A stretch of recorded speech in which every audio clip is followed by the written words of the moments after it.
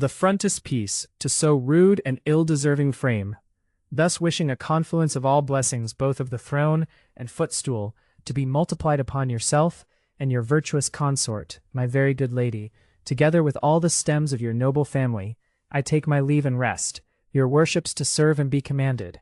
W.W.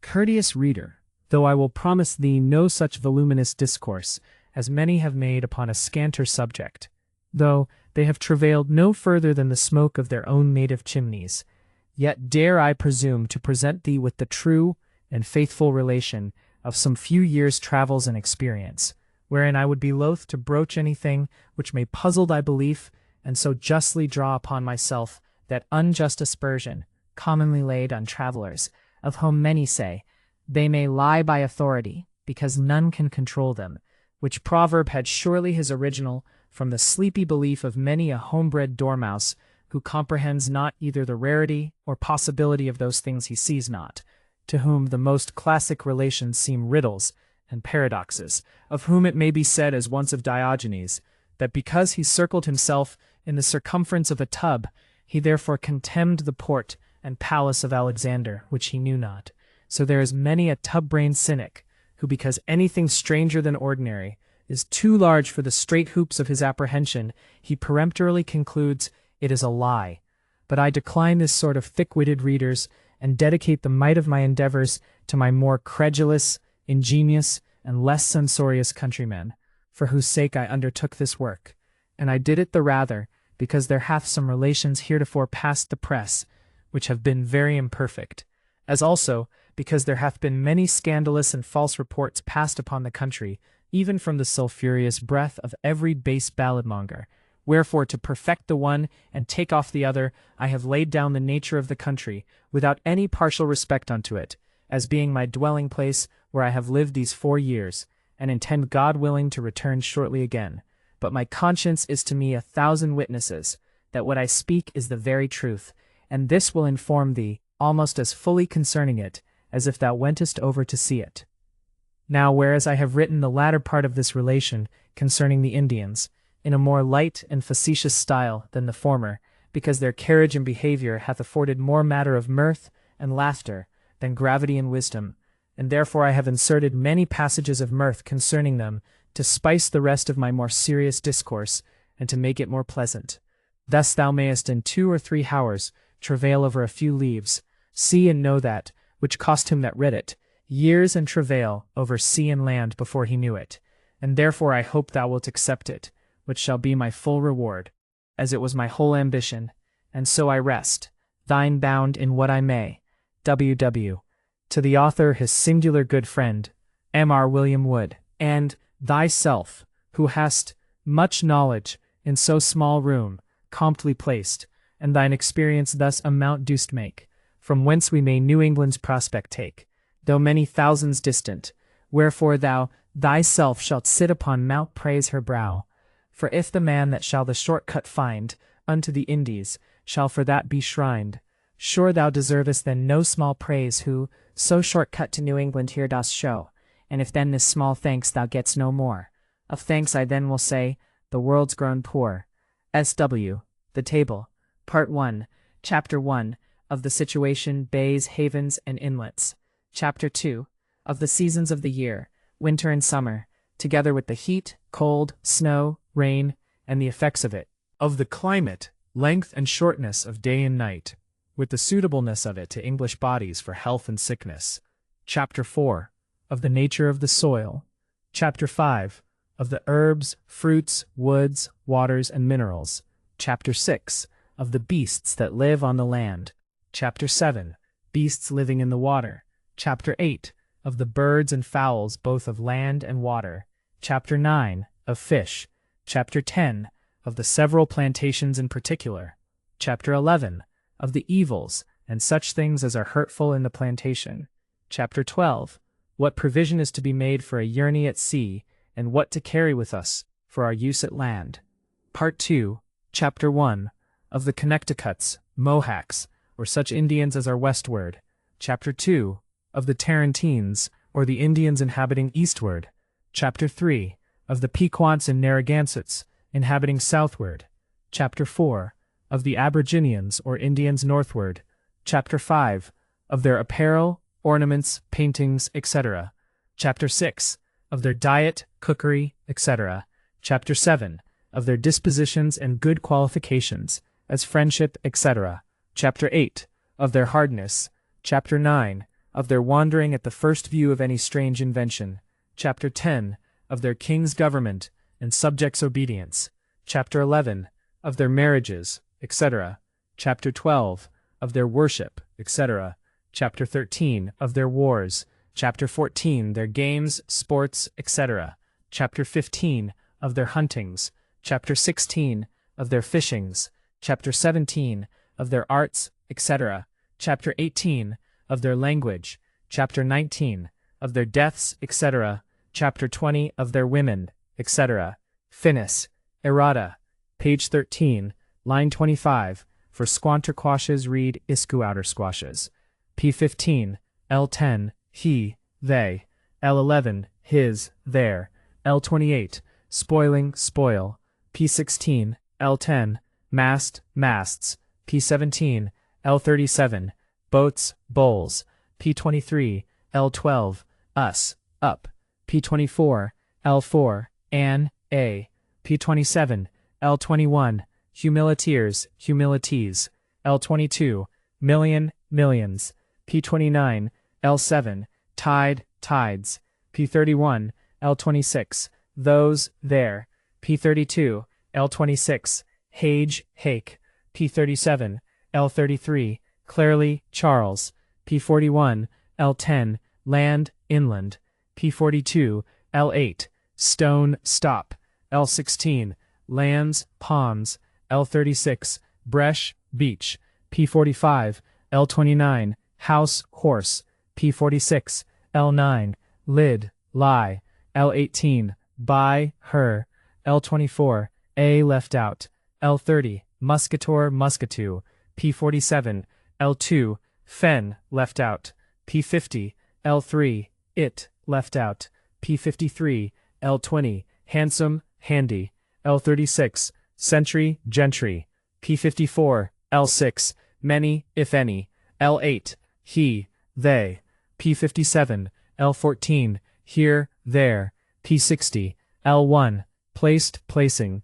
L33, hath, too much. P70, L24, warm, worm. P82, L8, object, subject. P83, L38, English ands, Englishman's. The south part of New England, as it is planted this year, 1634, New England's prospect, CHAPI, of the situation, bays, havens, and inlets, or, as much as the King's most excellent majesty hath been graciously pleased by the grant of his letters patents, at first to give life to the plantations of New England, and hath daily likewise, by his favors and royal protection, cherished their growing hopes, whereby many of his majesty's faithful subjects have been emboldened to venture persons, states, and endeavors, to the enlargement of his dominions in that western continent.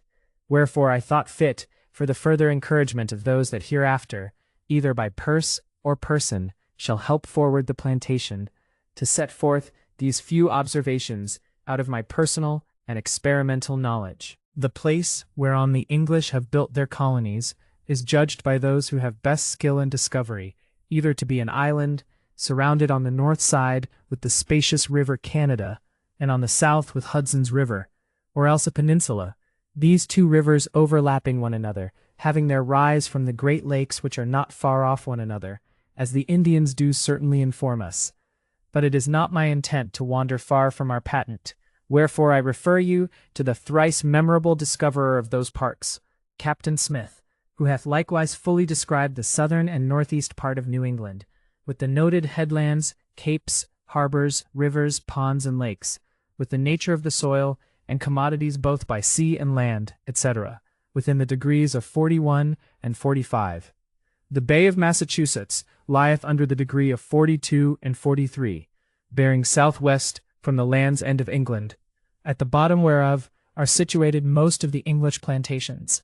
This bay is both safe, spacious, and deep, free from such cockling seas as run upon the coast of Ireland, and in the channels of England. There be no stiff running currents, or rocks, shelves, bears, quicksands. The mariners, having sailed 2 or 3 leagues towards the bottom, may behold the 2 capes embracing their welcome ships in their arms, which thrust themselves out into the sea in form of a half-moon, the surrounding shore being high, and shewing many white cliffs in a most pleasant prospect, with divers places of low land, out of which divers rivers vent themselves into the ocean, with many openings, where is good harbouring for ships of any burthen, so that if an unexpected storm or cross wind should bear the mariner from recovering his desired port, he may reach other harbours, as Plymouth, Cape Ann, Salem, Marvel Head, all which afford good ground for anchorage, being likewise landlocked from wind and seas. The chief and usual harbour is the still Bay of Massachusetts, which is close aboard the Plantations, in which most of our ships come to anchor, being the nearest their mart and usual place of landing of passengers. It is a safe and pleasant harbour within, having but one common and safe entrance, and that not very broad, there scarce being room for 3 ships to come in board and board at a time, but being once within, there is room for the anchorage of 500 ships. This harbour is made by a great company of islands, whose high cliffs shoulder out the boisterous seas, yet may easily deceive any unskilful pilot, presenting many fair openings and broad sounds, which afford 2 shallow waters for any ships, though navigable for boats and small pinnaces. The entrance into the great haven is called Nantascott, which is 2 leagues from Boston. This place of itself is a very good haven, where ships commonly cast anchor, until wind and tide serve them for other places. From hence they may sail to the river of Wessaguscus, Neponset, Charles River, and Mystic River, on which rivers be seated many towns. In any of these forenamed harbours, the seamen, having spent their old store of wood and water, may have fresh supplies from the adjacent islands, with good timber to repair their weather-beaten shicks. Here likewise may be had masts or yards, being store of such trees as are useful for the same purpose. Chap 2. Of the seasons of the year, winter and summer, together with the heat, cold, snow, rain, and the effects of it. For that part of the country wherein most of the English have their habitations, it is for certain the best ground and sweetest climate in all those parts, bearing the name of New England, agreeing well with the temper of our English bodies, being high land and sharp air. And though most of our English towns border upon the sea-coast, yet are they not often troubled with mists, or unwholesome fogs, or cold weather from the sea, which lies east and south from the land. And whereas in England most of the cold winds and weathers come from the sea, and those situations are counted most unwholesome that are near the sea-coast, in that country it is not so, but otherwise.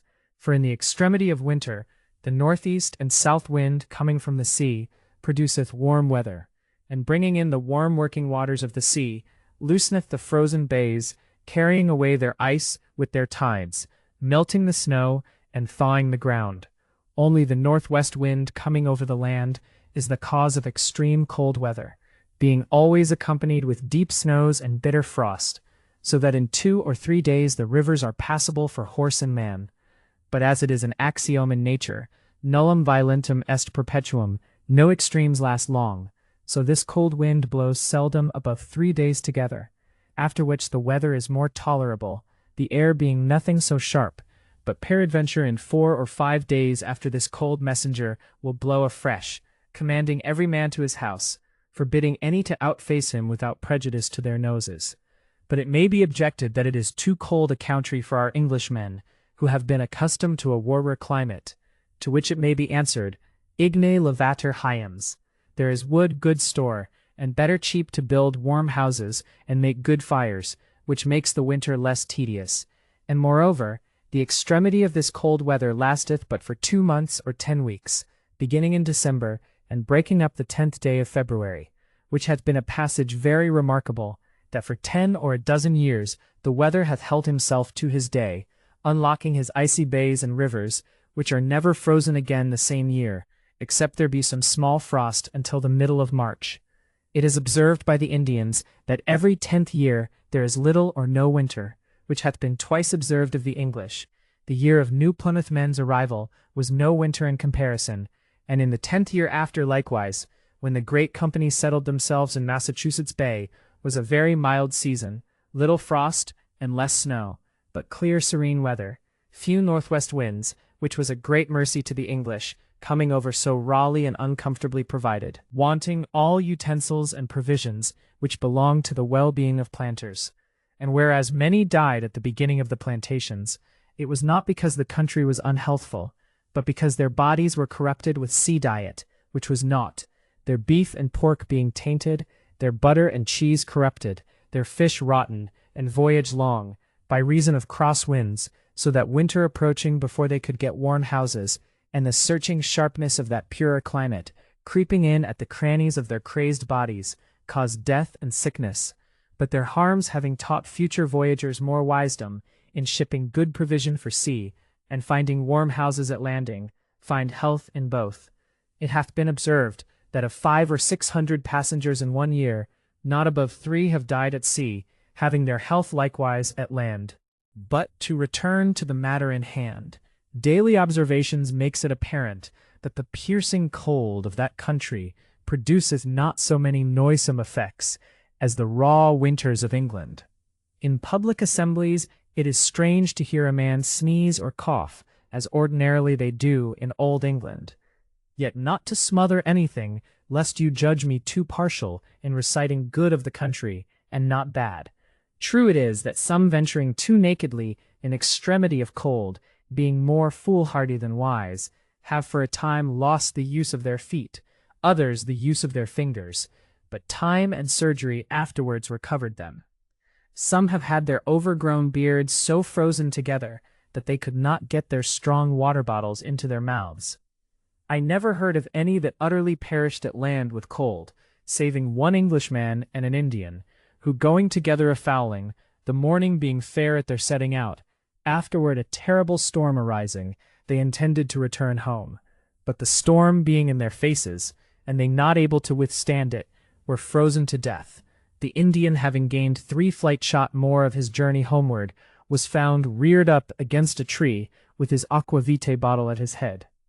A second passage, concerning which many think hardly of the country, in regard of his cold, was the miscarriage of a boat at sea.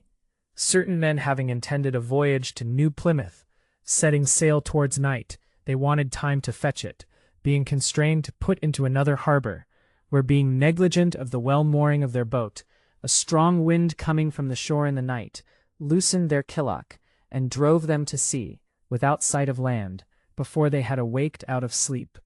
But seeing the imminent danger, such as were not benumbed with cold, shipped out their oars, shaping their course for Cape Cod, where the Indians met them, who buried the dead, and carried the boat with the living to Plymouth, where some of them died, and some recovered.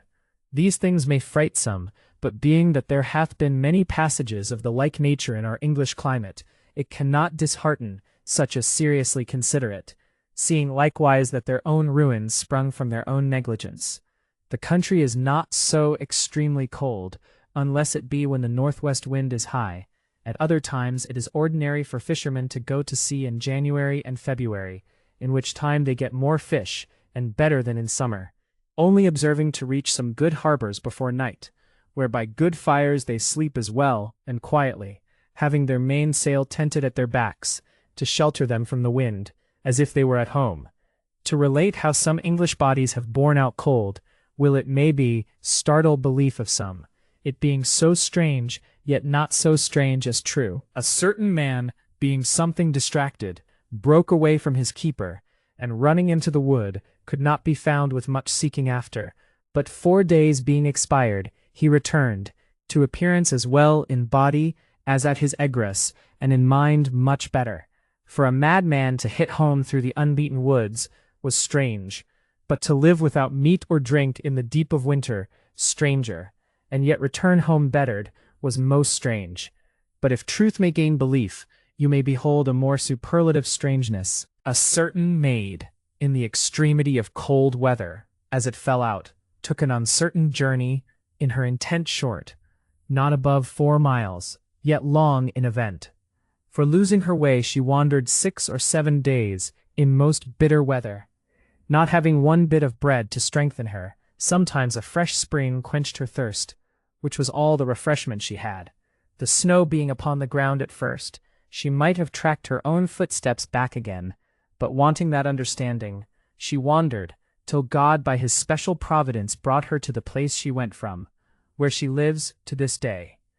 The hard winters are commonly the forerunners of pleasant springtimes, and fertile summers, being judged likewise to make much for the health of our English bodies. It is found to be more healthful, for such as shall adventure thither, to come towards winter, than the hot summer. The climate in winter is commonly cold and dry, the snow lies long, which is thought to be no small nourishing to the ground. For the Indians burning it to suppress the underwood, which else would grow all over the country, the snow falling not long after, keeps the ground warm, and with his melting conveys the ashes into the pores of the earth, which doth fatten it. It hath been observed that English wheat and rye proves better, which is winter sown, and is kept warm by the snow, than that which is sown in the spring. The summers be hotter than in England, because of their more southern latitude, yet are they tolerable, being often cooled with fresh blowing winds, it seldom being so hot, as men are driven from their labors, especially such whose employments are within doors, or under the cool shade. Servants have hitherto been privileged to rest from their labors in extreme hot weather, from 10 of the clock till 2, which they regain by their early rising in the morning, and double diligence in cool weather. The summers are commonly hot and dry, there being seldom any rains.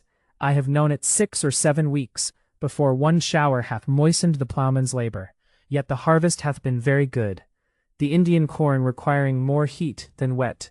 For the English corn, it is refreshed with the nightly dews, till it grow up to shade his roots with his own substance from the parching sun.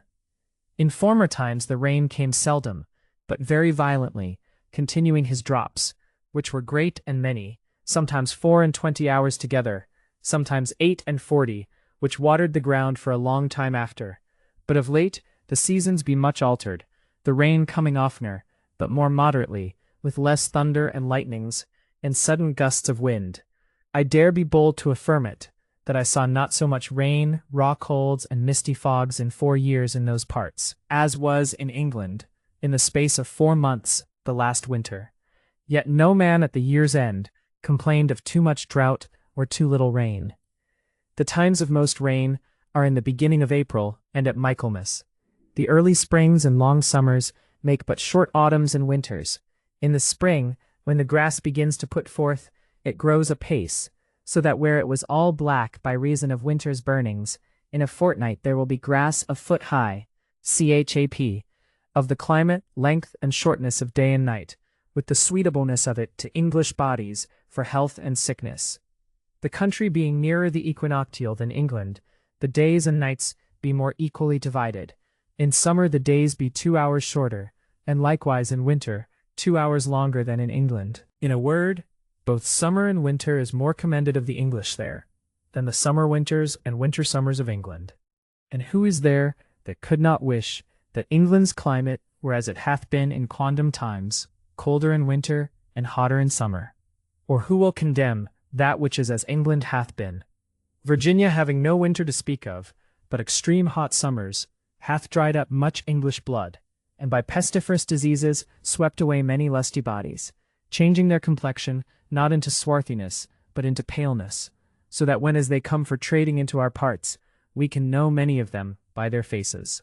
This alteration certainly comes not from any want of victuals or necessary food, for their soil is very fertile and pleasant, yielding both corn and cattle plenty, but rather from the climate, which indeed is found to be hotter than is suitable to an ordinary English constitution. In New England, both men and women keep their natural complexions, insomuch as seamen wonder when they arrive in those parts, to see their countrymen so fresh and ruddy. If the sun doth tan any, yet the winter's cold restores them to their former complexion, and as it is for the outward complexion, so it is for the inward constitution, not very many being troubled with inflammations or such diseases as are increased by too much heat. And whereas I say, not very many, yet dare I not exclude any, for death being certain to all, in all nations there must be something tending to death of like certainty. The soundest bodies are mortal and subject to change, therefore fall into diseases, and from diseases to death. Now the 2 chief messengers of mortality be fevers and calentures, but they be easily helped if taken in time, and as easily prevented of any that will not prove a mere fool to his body. For the common diseases of England, they be strangers to the English now in that strange land. To my knowledge, I never knew any that had the pox, measles, green sickness, headaches, stone, or consumptions, etc. Many that have come in fear out of England retain their old grievances still, and some that were long troubled with lingering diseases, as coughs of the lungs, consumptions, etc., have been restored by that medicinable climate to their former strength and health. God hath been pleased so to bless men in the health of their bodies that I dare confidently say it, out of that town from whence I came, in 3 years and a half, there died but 3, one of which was crazed before he came into the land. The other were 2 children born at one birth before their time, the mother being accidentally hurt. To make good which losses, I have seen 4 children baptized at a time, which wipes away that common aspersion that women have no children, being a mere falsity. There being as sweet lusty children as in any other nation, and reckoning so many for so many, more double births than in England. The women likewise having a more speedy recovery, and gathering of strength after their delivery, than in England. The last argument to confirm the healthfulness of the country shall be from mine own experience, who although in England I was brought up tenderly under the careful hatching of my dearest friends, yet scarce could I be acquainted with health, having been let blood 6 times for the pleurisy before I went, likewise being assailed with other weakening diseases, but being planted in that new soil and healthful air, which was more correspondent to my nature, I speak it with praise to the merciful God, though my occasions have been to pass through heat and cold, wet and dry, by sea and land, in winter and summer, day by day, for 4 years together, yet scarce did I know what belonged to a day's sickness. Chap. H.P.I. of the nature of the soil. The soil is for the general a warm kind of earth, there being little cold-spewing land, no moorish fens, no quagmires. The lowest grounds be the marshes, over which every full and change the sea flows. These marshes be rich ground, and bring plenty of hay, of which the cattle feed and like, as if they were fed with the best upland hay in New England, of which likewise there is great store which grows commonly between the marshes and the woods. This meadow ground lies higher than the marshes, whereby it is freed from the overflowing of the seas, and besides this, in many places where the trees grow thin, there is good fodder to be got amongst the woods.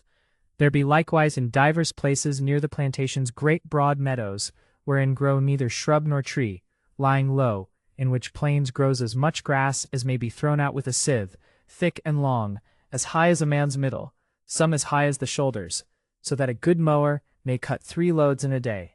But many object, this is but a coarse fodder.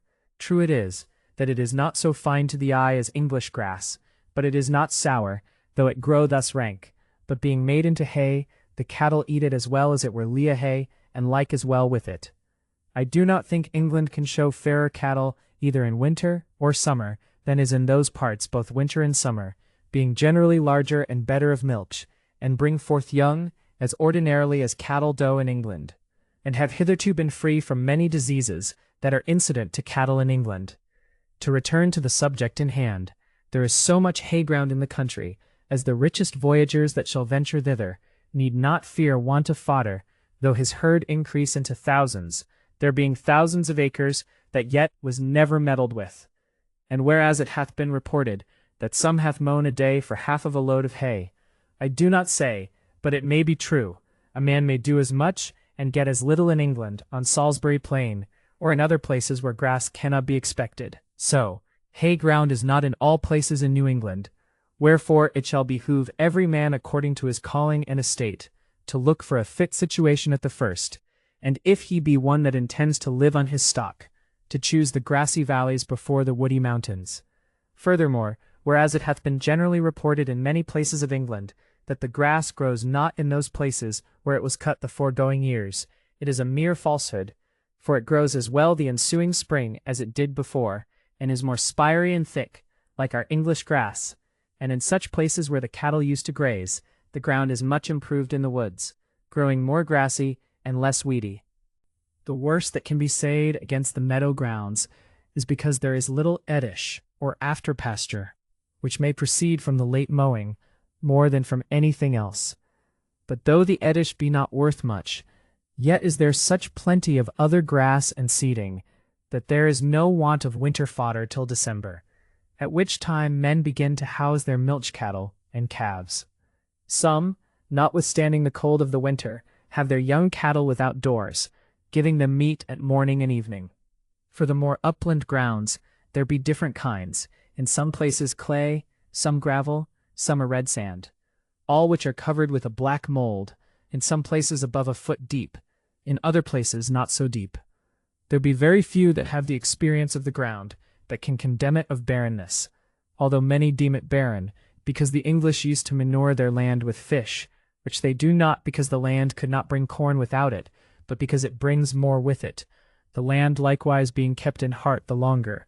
Besides, the plenty of fish which they have for little or nothing is better so used than cast away. But to argue the goodness of the ground, the Indians who are too lazy to catch fish plant corn 8 or 10 years in one place without it, having very good crops. Such is the rankiness of the ground, that it must be sown the first year with Indian corn, which is a soaking grain, before it will be fit for to receive English seed. In a word, as there is no ground so purely good as the long forced and improved grounds of England, so is there none so extremely bad as in many places of England, that as yet have not been manured and improved, the woods of New England being accounted better ground than the forests of England, or woodland ground, or heathy plains. For the natural soil, I prefer it before the country of Surrey or Middlesex, which if they were not enriched with continual manurings, would be less fertile than the meanest ground in New England. Wherefore it is neither impossible nor much improbable, that upon improvements the soil may be as good in time as England. And whereas some gather the ground to be naught, and soon out of heart, because Plymouth men remove from their old habitations, I answer, they do no more remove from their habitation than the citizen which hath one house in the city and another in the country, for his pleasure, health, and profit. For although they have taken new plots of ground and built houses upon them, yet do they retain their old houses still, and repair to them every Sabbath day, neither do they esteem their old lots worse than when they first took them. What if they do not plant on them every year? I hope it is no ill husbandry to rest the land, nor is always that the worst that lies sometimes fallow. If any man doubt of the goodness of the ground, let him comfort himself with the cheapness of it. Such bad land in England, I am sure, will bring in store of good money. This ground is in some places of a soft mold and easy to plough, in other places so tough and hard that I have seen 10 oxen toiled, their iron chains broken, and their shares and coulters much strained. But after the first breaking up, it is so easy that 2 oxen and a horse may plough it. There hath as good English corn grown there as could be desired, especially rye and oats and barley. There hath been no great trial as yet of wheat and beans. Only thus much I affirm, that these 2 grains grow well in gardens, therefore it is not improbable, but when they can gather seed of that which is sown in the country, it may grow as well as any other grain. But commonly the seed that cometh out of England is heated at sea, and therefore cannot thrive at land. CHAP, of the herbs, fruits, woods, waters, and minerals. The ground affords very good kitchen gardens, for turnips, parsnips, carrots, radishes, and pumpkins, muskmelons, esquatter squashes, cucumbers, onions, and whatsoever grows well in England, grows as well there, many things being better and larger. There is likewise growing all manner of herbs for meat and medicine, and that not only in planted gardens, but in the woods, without either the art or the help of man, as sweet marjoram, purslane, sorrel, pennyroyal, yarrow, myrtle, saxifragilla, bays, and sea. There is likewise strawberries in abundance, very large ones, some being 2 inches about. One may gather half a bushel in a forenoon. In other seasons there be gooseberries, bilberries, raspberries, trackleberries, hurtleberries, currants, which being dried in the sun are little inferior to those that our grocers sell in England. This land likewise affords hemp and flax, some naturally and some planted by the English, with rapes if they be well managed. For such commodities as lie under ground, I cannot out of mine own experience or knowledge say much, having taken no great notice of such things, but it is certainly reported that there is ironstone, and the Indians inform us that they can lead us to the mountains of black lead, and have shown us lead ore, if our small judgment in such things do not deceive us. And though nobody dare confidently conclude, yet dare they not utterly deny, but that the Spaniards' bliss may lie hid in the barren mountains. Such as have coasted the country affirm that they know where to fetch sea-coal, if wood were scant. There is plenty of stone, both rough and smooth, useful for many things, with quarries of slate, out of which they get covering for houses, with good clay, whereof they make tiles and bricks, and pavements for their necessary uses. For the country, it is as well watered as any land under the sun, every family, or every 2 families having a spring of sweet waters betwixt them, which is far different from the waters of England, being not so sharp, but of a fatter substance, and of a more jetty color. It is thought there can be no better water in the world, yet dare I not prefer it before good beer, as some have done, but any men will choose it before bad beer, whey, or buttermilk. Those that drink it be as healthful, fresh, and lusty, as they that drink beer. These springs be not only within land, but likewise bordering upon the sea coasts, so that sometimes the tides overflow some of them, which is accounted rare in the most parts of England. No man hitherto hath been constrained to dig deep for his water, or to fetch it far, or to fetch of several waters for several uses, one kind of water serving for washing, and brewing, and other things. Now besides these springs, there be divers spacious ponds in many places of the country, out of which run many sweet streams, which constant in their course both winter and summer, whereat the cattle quench their thirst, and upon which may be built watermills, as the plantation increases. The next commodity the land affords is good store of woods, and that not only such as may be needful for fuel, but likewise for the building of ships, and houses, and mills, and all manner of waterwork, about which wood is needful. The timber of the country grows straight and tall, some trees being 20, some 30 foot high, before they spread forth their branches. Generally the trees be not very thick, though there be many that will serve for mill posts, some being 3 foot and a half o. And whereas it is generally conceived that the woods grow so thick that there is no more clear ground than is hewed out by labor of man, it is nothing so, in many places divers acres being clear, so that one may ride a-hunting in most places of the land, if he will venture himself for being lost. There is no underwood, saving in swamps and low grounds that are wet, in which the English get osiers and hazels and such small wood as is for their use. Of these swamps, some be 10, some 20, some 30 miles long, being preserved by the wetness of the soil wherein they grow. For it being the custom of the Indians to burn the wood in November, when the grass is withered and leaves dried, it consumes all the underwood and rubbish, which otherwise would overgrow the country, making it unpassable and spoil their much affected hunting. So that by this means, in those places where the Indians inhabit, there is scarce a bush or bramble, or any cumbersome underwood, to be seen in the more champion ground. Small wood growing in these places, where the fire could not come, is preserved. In some places where the Indians died of the plague some 14 years ago, is much underwood, as in the midway betwixt Wessaguskis and Plymouth, because it hath not been burned. Certain rivers stopping the fire from coming to clear that place of the country, hath made it unuseful and troublesome to travel through, insomuch that it is called Ragged Plain, because it tears and rents the clothes of them that pass. Now, because it may be necessary for mechanical artificers to know what timber and wood of use is in the country, I will recite the most useful as followeth.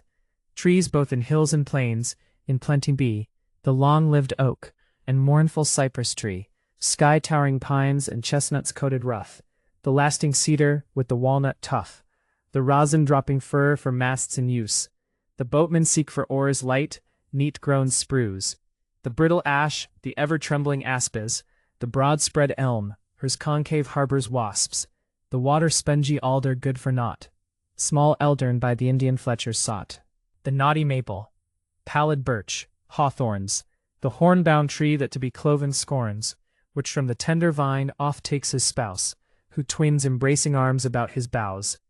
Within this Indian orchard, fruits be some, the ruddy cherry and the jetty plum, snake murthering hazel, with sweet saxifrage, whose spurns in beer allays hot fever's rage, the dyer's shumac, with more trees there be, that are both good to use and rare to see.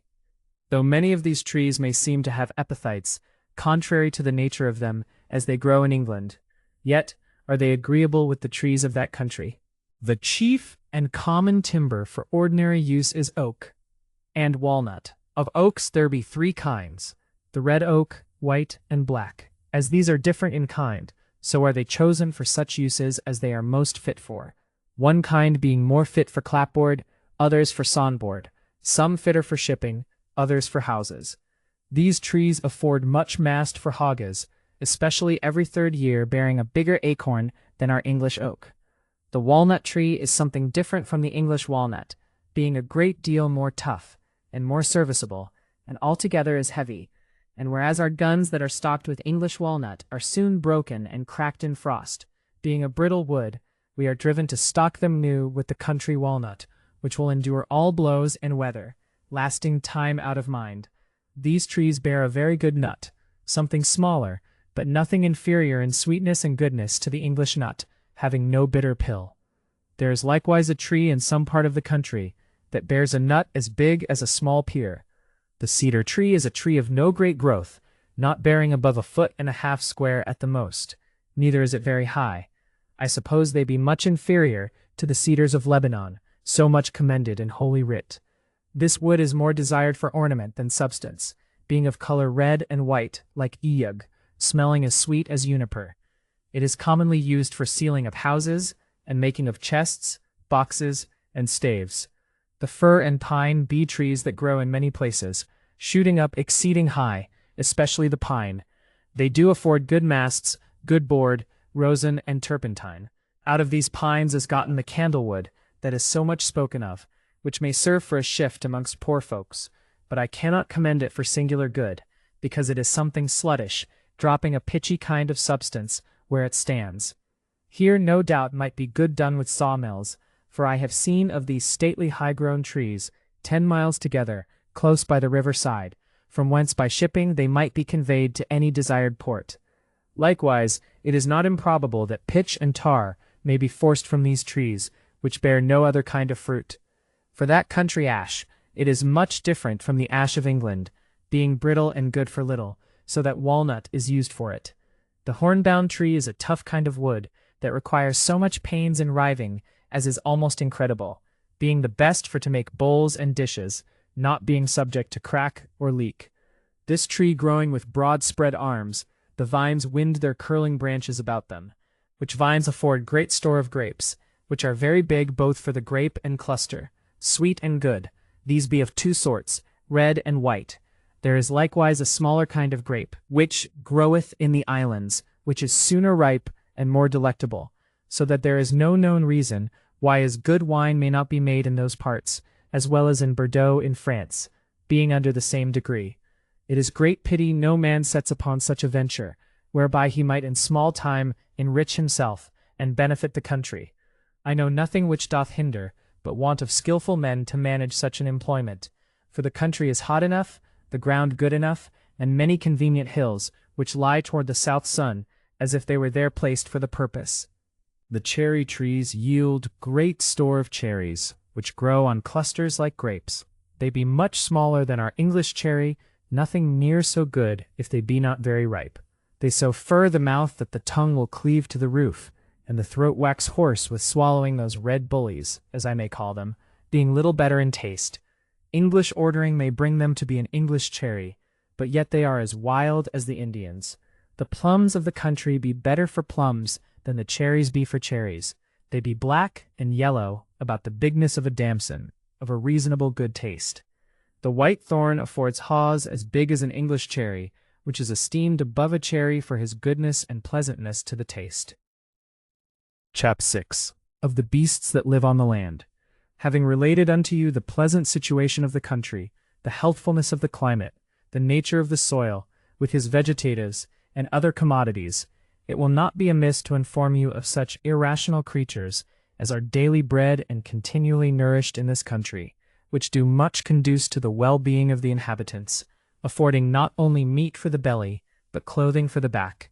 The beasts be as followeth: the kingly lion and the strong-armed bear, the large-limed mooses, with the tripping deer, quill-darting porcupines, and raccoons be castled in the hollow of an aged tree, The skipping squirrel, rabbit, purblind hare, immured in the selfsame castle are, least red-eyed ferrets, wily foxes should them undermine, if rampered but with mould.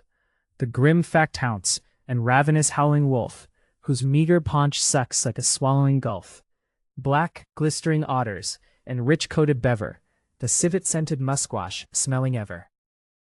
Concerning lions, I will not say that I ever saw any myself, but some affirm that they have seen a lion at Cape Ann, which is not above 6 leagues from Boston. Some likewise, being lost in woods, have heard such terrible roarings as have made them much aghast, which must either be devils or lions, there being no other creatures which used to roar saving bears, which have not such a terrible kind of roaring.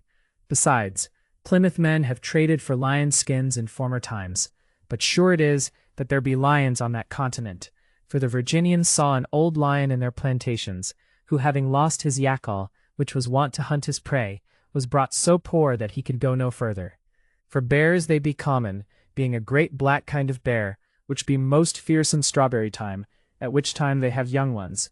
At this time likewise they will go upright like a man, and climb trees, and swim to the islands, which if the Indians see, there will be more sportful bear baiting than Paris Garden can afford. For seeing the bears take water, an Indian will leap after him, where they go to water cuffs for bloody noses and scratched sides.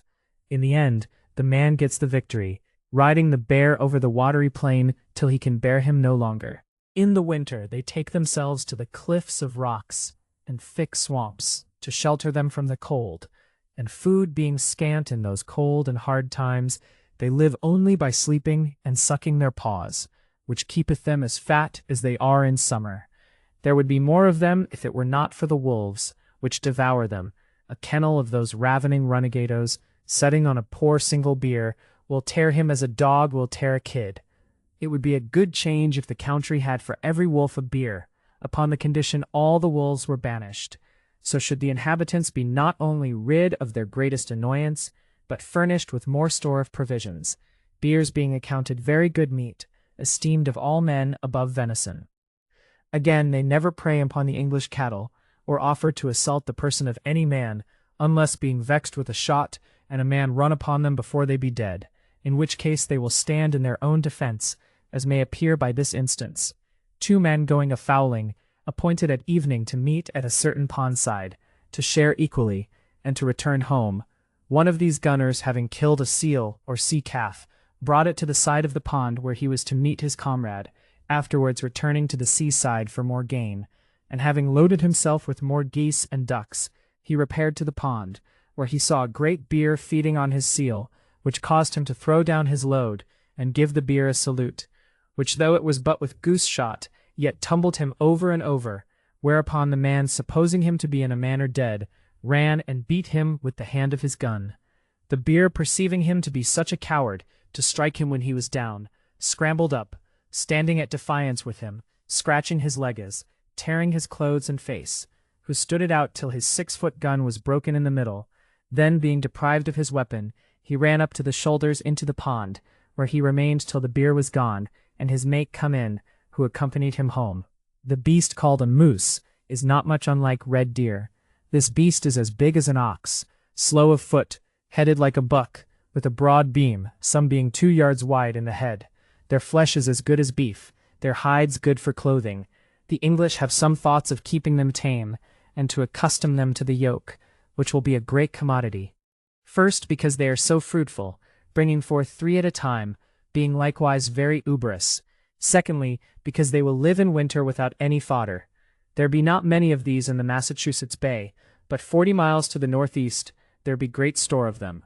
These poor beasts likewise are much devoured by the wolves. The ordinary deer be much bigger than the deer of England, of a brighter color, more inclining to red, with spotted bellies.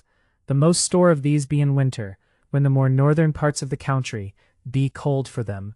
They desire to be near the sea, so that they may swim to the islands when they are chased by the wolves.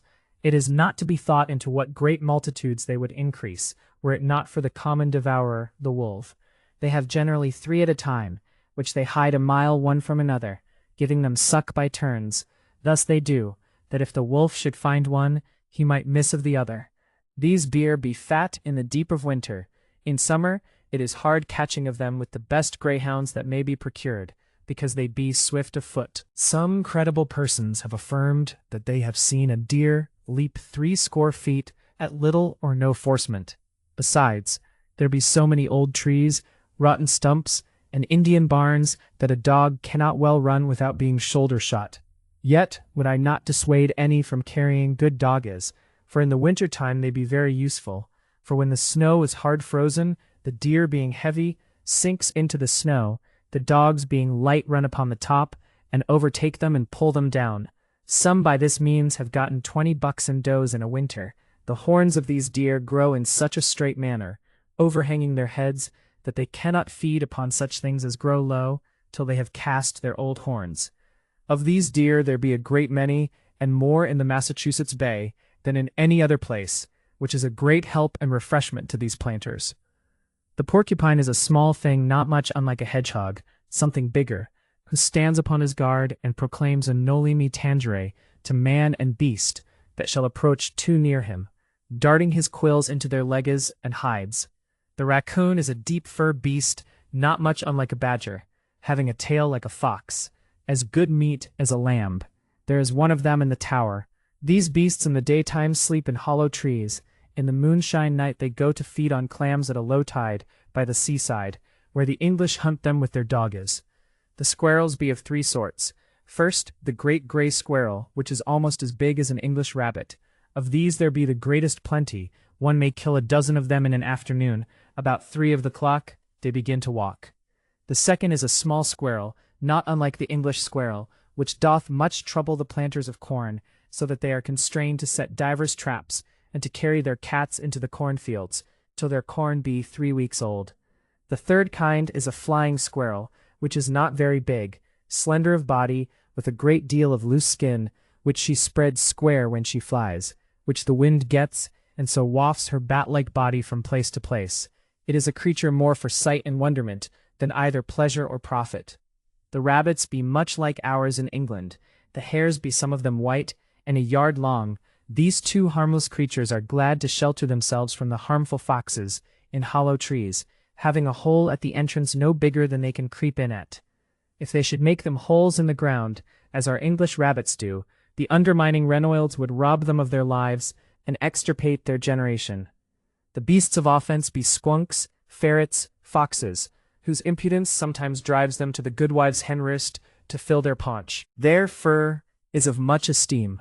The ounce or the willed cat is as big as a mongrel dog. This creature is by nature fierce, and more dangerous to be met withal than any other creature, not fearing either dog or man. He useth to kill deer, which he thus effecteth. Knowing the deer's tracks, he will lie lurking in long weeds. The deer passing by, he suddenly leaps upon his back, from thence gets to his neck, and scratcheth out his throat. He hath likewise a device to get geese, for being much of the colour of a goose, he will place himself close by the water, holding up his bob tail, which is like a gooseneck. The geese, seeing this counterfeit goose, approach nigh to visit him, who with a sudden jerk apprehends his mistrustless prey. The English kill many of these, accounting them very good meat. Their skins be a very deep kind of fur, spotted white and black on the belly. The wolves be in some respect different from them of other countries. It was never known yet that a wolf ever set upon a man or woman. Neither do they trouble horses or cows, but swine, goats, and red calves which they take for deer, be often destroyed by them, so that a red calf is cheaper than a black one in that regard.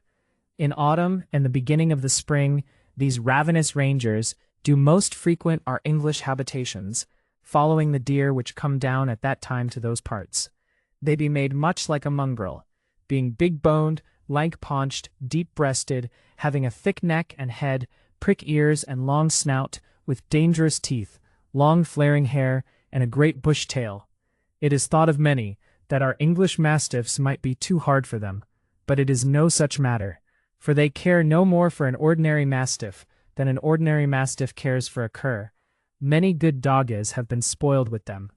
Once a fair greyhound, hearing them at their howlings, run out to chide them, who was torn in pieces before he could be rescued. One of them makes no more bones to run away with a pig than a dog to run away with a marrow bone. It is observed that they have no joints from the head to the tail, which prevents them from leaping, or sudden turning, as may appear by what I shall shew you. A certain man having shot a wolf, as he was feeding upon a swine, breaking his leg only, he knew not how to devise his death. On a sudden, the wolf being a black one, he was loath to spoil his fur with a second shot, his skin being worth 5 or 6 pounds sterling. Wherefore he resolved to get him by the tail, and thrust him into a river that was hard by, which effected, the wolf being not able to turn his jointless body to bite him, was taken. That they cannot leap may appear by this wolf, whose mouth watering at a few poor impaled kids, would needs leap over a 5-foot pail to be at them. But his foot slipping in the rise, he fell a little short of his desire, and being hung in the carpenter's stocks, howled so loud that he frighted away the kids, and called the English, who killed him. These be killed daily in some place or other, either by the English or Indian, who have a certain rate for every head. Yet is there little hope of their utter destruction, the country being so spacious, and they so numerous, traveling in the swamps by kennels, sometimes 10 or 12 are of a company. Late at night and early in the morning they set up their howlings, and call their companies together at night to hunt, at morning to sleep. In a word, they be the greatest inconveniency the country hath, both for matter of damage to private men in particular, and the whole country in general. CHAP 00. Beasts living in the water. For all creatures that lived both by land and water, they be first otters, which be most of them black, whose fur is much used for muffas, and are held almost as dear as beaver. The flesh of them is none of the best meat, but their oil is of rare use for many things. Secondly, martens, a good fur for their bigness. Thirdly, musquashes, which be much like a beaver for shape, but nothing near so big. The male hath 2 stones which smell as sweet as musk, and being killed in winter, never lose their sweet smell. These skins are no bigger than a coney skin, yet are sold for 5 shillings apiece, being sent for tokens into England. One good skin will perfume a whole houseful of clothes, if it be right and good. Fourthly, the beaver, concerning whom if I should at large discourse, according to knowledge or information, I might make a volume. The wisdom and understanding of this beast will almost conclude him a reasonable creature. His shape is thick and short, having likewise short legs, feet like a mole before and behind like a goose, a broad tail and form like a shoe sole, very tough and strong. His head is something like an otter's head, saving that his teeth before be placed like the teeth of a rabbit, 2 above and 2 beneath, sharp and broad, with which he cuts down trees as thick as a man's thigh, afterwards dividing them into lengths according to the use they are appointed for. If one bever be too weak to carry the log, then another helps him.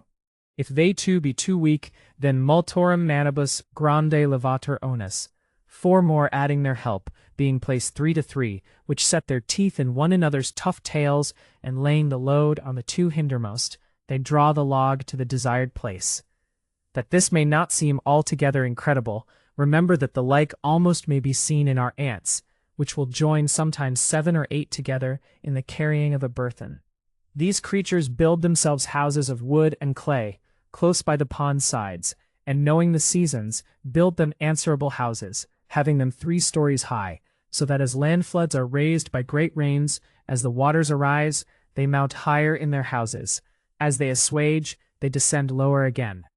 These houses are so strong that no creature saving an industrious man with his penetrating tools can prejudice them, their ingress and egress being under water. These make likewise very good ponds, knowing whence a stream runs from between 2 rising hills. They will there pitch down piles of wood, placing smaller rubbish before it with clay and sods, not leaving, till by their art and industry they have made a firm and curious dam-head, which may draw admiration from wise understanding men. These creatures keep themselves to their own families, never parting so long as they are able to keep house together. And it is commonly said, if any beaver accidentally light into a strange place, he is made a drudge so long as he lives there, to carry at the greater end of the log, unless he creep away by stealth.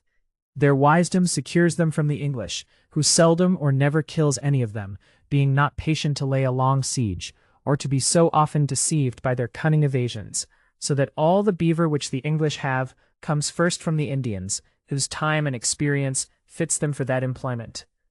Chap 8, of the birds and fowls both of land and water. Having showed you the most desirable, useful, and beneficial creatures, with the most offensive carrions that belong to our wilderness, it remains in the next place to show you such kinds of fowl as the country affords. They are many, and we have much variety both at sea and on land, and such as yield us much profit and honest pleasure, and are these that follow, as the princely eagle and the soaring hawk, whom in their unknown ways there's none can chalk. The humbird for some queen's rich cage more fit than in the vacant wilderness to sit. The swift-winged swallow, sweeping to and fro, as swift as arrow from Tarantarian bow. When as Aurora's infant day new springs, there that morning mounting lark her sweet lays sings. The harmonious thrush, swift pigeon, turtle dove, who to her mate doth ever constant prove.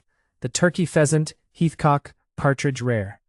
The carrion-tearing crow, and hurtful stare, the long-lived raven, the ominous screech-owl, who tells, as old wives say, disasters foul. The drowsy madge that leaves her day-loved nest, and loves to rove when day-birds be at rest. The eel-murthering hern, and greedy cormorant, that near the creeks and moorish marshes haunt. The bellowing bittern with the long-legged crane, presaging winter's hard and dearth of grain. The silver swan, that tunes her mournful breath to sing the dirge of her approaching death. The tattling old wimes, and the cackling geese, the fearful gull that shuns the murthering peace. The strong-winged mallard, with the nimble teal, and ill-shaped loon who his harsh notes doth squeal. Their widgeons, sheldraks, and humilities, snights, doppers, sea larks, in whole millions fleas. The eagles of the country be of two sorts, one like the eagles that be in England, the other is something bigger, with a great white head and white tail. These be commonly called gripes. These prey upon ducks and geese, and such fish as are cast upon the seashore. And although an eagle be counted king of that feathered regiment, yet is there a certain black hawk that beats him, so that he is constrained to soar so high, till he expel his adversary. This hawk is much prized of the Indians, being accounted a Sagamore's ransom. To speak much of hawks were to trespass upon my own judgment, and bring upon myself a deserved censure, for abusing the falconer's terms. But by relation from those that have more insight into them than myself, there be divers kinds of hawks. Their eyries are easy to come by, being in the holes of rocks near the shore, so that any who are addicted to that sport, if he will be but at the charge of finding poultry for them, may have his desires. We could wish them well mewed in England, for they make havoc of hens, partridges, heathcocks, and ducks, often hindering the fowler of his long-looked-for shoot. The humbird is one of the wonders of the country, being no bigger than a hornet, yet hath all the dimensions of a bird, as bill and wings, with quills, spider-like legs, small claws. For color, she is as glorious as the rainbow. As she flies, she makes a little humming noise like a humble bee. Wherefore she is called the humbird. The pigeon of that country is something different from our dove-house pigeons in England, being more like turtles, of the same color, but they have long tails like a magpie, and they seem not so big, because they carry not so many feathers on their backes as our English doves, yet are they as big in body. These birds come into the country to go to the north parts in the beginning of our spring, at which time, if I may be counted worthy to be believed in a thing that is not so strange as true, I have seen them fly, as if the airy regiment had been pigeons, seeing neither beginning nor ending, length or breadth of these millions of millions. The shouting of people, the rattling of guns, and pelting of small shot could not drive them out of their course, but so they continued for 4 or 5 hours together. Yet it must not be concluded that it is thus often, for it is but at the beginning of the spring, and at Michaelmas, when they return back to the southward. Yet are there some all the year long, which are easily attained by such as look after them. Many of them build amongst the pine trees, 30 miles to the northeast of our plantations, joining nest to nest, and tree to tree by their nests, so that the sun never sees the ground in that place, from whence the Indians fetch whole loads of them. The turkey is a very large bird, of a black color, yet white in flesh, much bigger than our English turkey. He hath the use of his long legs so ready that he can run as fast as a dog, and fly as well as a goose. Of these sometimes there will be 40, 80, and 100 of a flock, sometimes more and sometimes less. Their feeding is acorns, haws, and berries. Some of them get a haunt to frequent our English corn. In winter, when the snow covers the ground, they resort to the seashore to look for shrimps and such small fishes at low tides. Such as love turkey hunting must follow it in winter, after a new fallen snow, when he may follow them by their tracks. Some have killed 10 or a dozen in half a day, if they can be found towards an evening and watched where they perch. If one come about 10 or 11 of the clock, he may shoot as often as he will. They will sit, unless they be slenderly wounded. These turkeys remain all the year long. The price of a good turkey cock is 4 shillings, and he is well worth it, for he may be in weight 40 pound, a hen 2 shillings. Pheasants be very rare, but heathcocks and partridges be common. He that is a husband, and will be stirring betime, may kill half a dozen in a morning. The partridges be bigger than they be in England. The flesh of the heathcocks is red, and the flesh of a partridge white. Their price is 4d. apiece. The ravens and the crows be much like them of other countries. There are no magpies, jackdaws, cuckoos, ays, sparrows, etc. The stares be bigger than those in England, as black as crows, being the most troublesome and injurious bird of all others, pulling up the corns by the roots when it is young, so that those who plant by reedy and sedgy places where they frequent are much annoyed with them, they being so audacious that they fear not guns, or their fellows hung upon poles, but the corn having a week or 9 days' growth is past their spoiling. The owls be of 2 sorts, the one being small speckled, like a partridge with ears, the other being a great owl, almost as big as an eagle, his body being as good meat as a partridge. Cormorants be as common as other fowls, which destroy abundance of small fish. These are not worth the shooting, because they are the worst of fowls for meat, tasting rank and fishy. Again, one may shoot 20 times and miss, for seeing the fire in the pan, they dive under the water before the shot comes to the place where they were. They used to roost upon the tops of trees and rocks, being a very heavy, drowsy creature, so that the Indians will go in their canoes in the night and take them from the rocks, as easily as women take a hen from roost. No ducking ponds can afford more delight than a lame cormorant, and 2 or 3 lusty dogs. The crane, although he be almost as tall as a man, by reason of his long legs and neck, yet is his body rounder than other fowls, not much unlike the body of a turkey. I have seen many of these fowls, yet did I never see one that was fat. I suppose it is contrary to their nature to grow fat. Of these there be many in summer, but none in winter. Their price is 2 shillings. There be likewise many swans, which frequent the fresh ponds and rivers, seldom consorting themselves with ducks and geese. These be very good meat. The price of one is 6 shillings. The geese of the country be of 3 sorts. First, a brant goose, which is a goose almost like the wild goose in England. The price of one of these is 6d. The second kind is a white goose, almost as big as an English tame goose. These come in great flockas about Michaelmas. Sometimes there will be 2 or 3,000 in a flock. These continue 6 weeks, and so fly to the southward, returning in March, and staying 6 weeks more, returning again to the northward. The price of one of these is 8d. The third kind of geese is a great gray goose, with a black neck and a black and white head, strong of flight. These be a great deal bigger than the ordinary geese of England, some very fat, and in the spring so full of feathers that the shot can scarce pierce them. Most of these geese remain with us from Michaelmas to April. They feed on the sea of fish, and in the woods of acorns, having, as other fowl have, their pass and repass to the northward and southward. The accurate marksmen kill of these, both flying and sitting. The price of a good grey goose is 18d. The ducks of the country be very large ones and in great abundance. So is there of teal likewise. The price of a duck is 6d, of a teal 3d. If I should tell you how some have killed 100 geese in a week, 50 ducks at a shot, 40 teals at another, it may be counted impossible, though nothing more certain. The old wives be a fowl that never leave tattling day or night, something bigger than a duck. The loon is an ill-shaped thing like a cormorant, but that he can neither go nor fly. He maketh a noise sometimes like a sow-gelder's horn. The humilities or simplicities, as I may rather call them, be of 2 sorts. the biggest being as big as a green plover, the other as big as birds we call knots in England. Such is the simplicity of the smaller sorts of these birds, that one may drive them on a heap like so many sheep, and seeing a fit time shoot them. The living, seeing the dead, settle themselves on the same place again, amongst which the fowler discharges again. I myself have killed 12 score at 2 shoots. These birds are to be had upon sandy breaks at the latter end of summer, before the geese come in. Thus much have I showed you as I know to be true concerning the fowl of the country.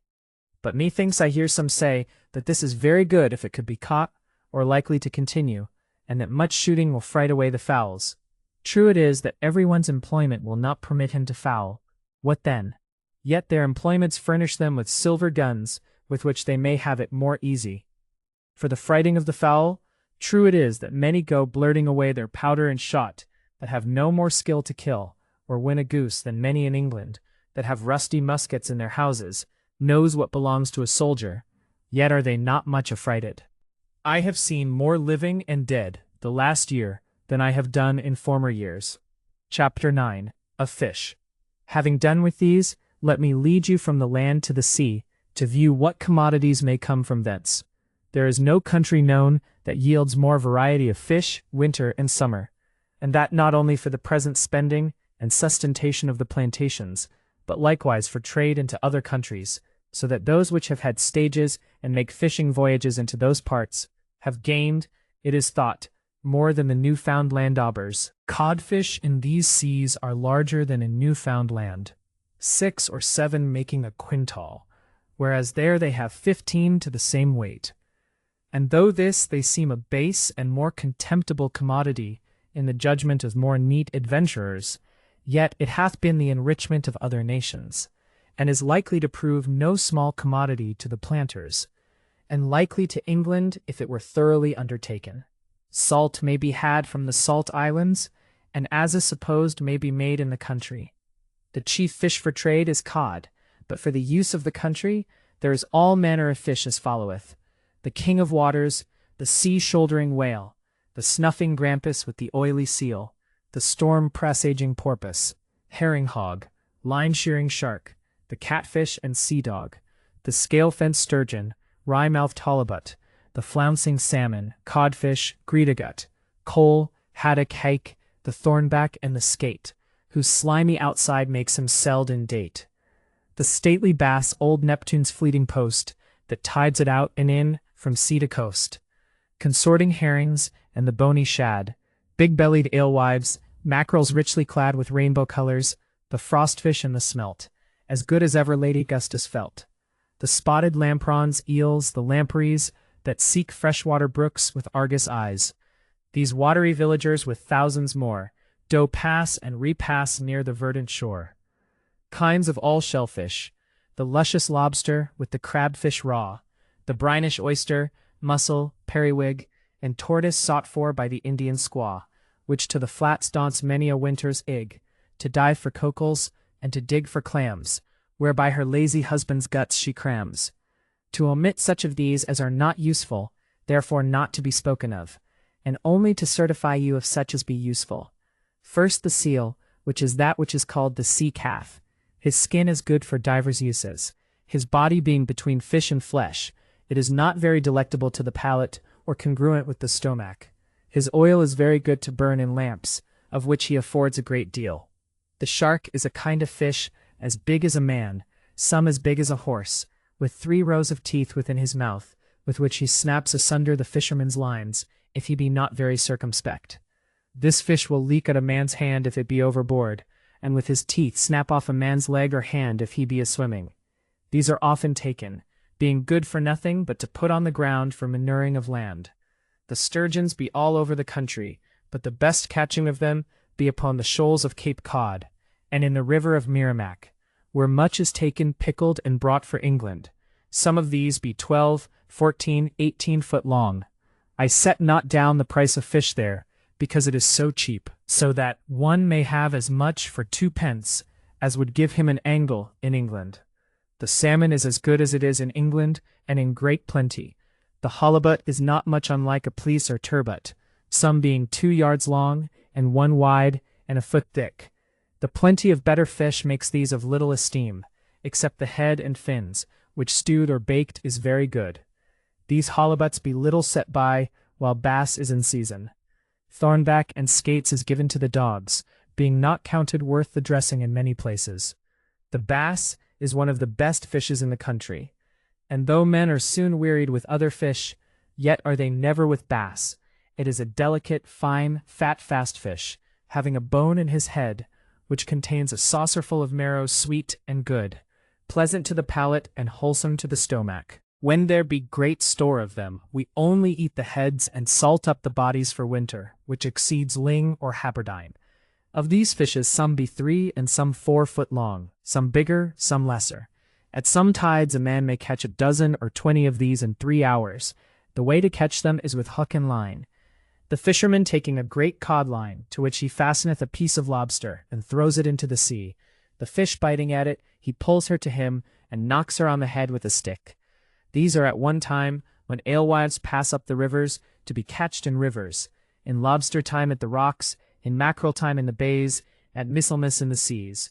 When they used to tide it in and out to the rivers and creeks, the English, at the top of an high water, do cross the creeks with long seines or bass nets, which stop in the fish, and the water ebbing from them, they are left on the dry ground, sometimes 2,000 or 3,000 at a set, which are salted up against winter, or distributed to such as have present occasion either to spend them in their houses or use them for their ground. The herrings be much like them that be caught on the English coasts.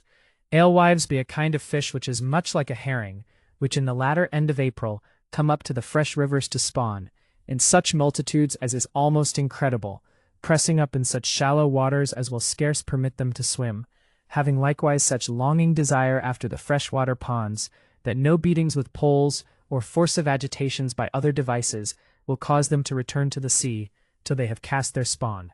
The shads be bigger than the English shads, and fatter. The mackerels be of 2 sorts. In the beginning of the year are great ones, which be upon the coast. Some are 18 inches long. In summer, as in May, June, July, and August, come in a smaller kind of them. These mackerels are taken with drails, which is a long small line, with a lead and hook at the end of it, being baited with a piece of red cloth. This kind of fish is counted a lean fish in England, but there it is so fat that it can scarce be saved against winter without risting. There be a great store of saltwater eels, especially in such places where grass grows, for to take these there be certain eel pots made of osiers, which must be baited with a piece of lobster, into which the eels entering cannot return back again. Some take a bushel in a night in this manner, eating as many as they have need of for the present, and salt up the rest against winter. These eels be not of so luscious a taste as they be in England, neither are they so aguish, but are both wholesome for the body, and delightful for the taste. Lamprins and lampreys be not much set by. Lobsters be in plenty in most places, very large ones, some being 20 pound in weight. These are taken at a low water amongst the rocks. They are very good fish, the small ones being the best. Their plenty makes them little esteemed, and seldom eaten. The Indians get many of them every day for to bait their hooks withal, and to eat when they can get no bass. The oysters be great ones in form of a shoehorn. Some be a foot long. These breed on certain banks that are bare every spring tide. This fish, without the shell, is so big that it must admit of a division before you can well get it into your mouth. The periwig is a kind of fish that lieth in the Ouse like a head of hair, which being touched, conveys itself leaving nothing to be seen but a small round hole. Mussels be in great plenty, left only for the hogs, which if they were in England, would be more esteemed of the poorer sort. Clams or clamps is a shellfish, not much unlike a cockle. It lieth under the sand, every 6 or 7 of them having a round hole to take air and receive water at. When the tide ebbs and flows, a man running over these clam banks will presently be made all wet by their spouting of water out of those small holes. These fishes be in great plenty in most places of the country, which is a great commodity for the feeding of swine, both in winter and summer, for being once used to those places, they will repair to them as duly every ebb, as if they were driven to them by keepers. In some places of the country there be clams as big as a penny white loaf, which are great dainties amongst the natives, and would be in good esteem amongst the English, were it not for better fish. Cap X, of the several plantations in particular, Wessaguscus, Dorchester, Roxbury. Having described the situation of the country in general, with all his commodities arising from land and sea, it may add to your content and satisfaction to be informed of the situation of every several plantation, with his conveniences, commodities, and discommodities, etc. Where first I will begin with the outmost plantation in the patent to the southward, which is called Wessaguscus, an Indian name. This as yet is but a small village, yet it is very pleasant and healthful, very good ground, and is well timbered, and hath good store of hay ground.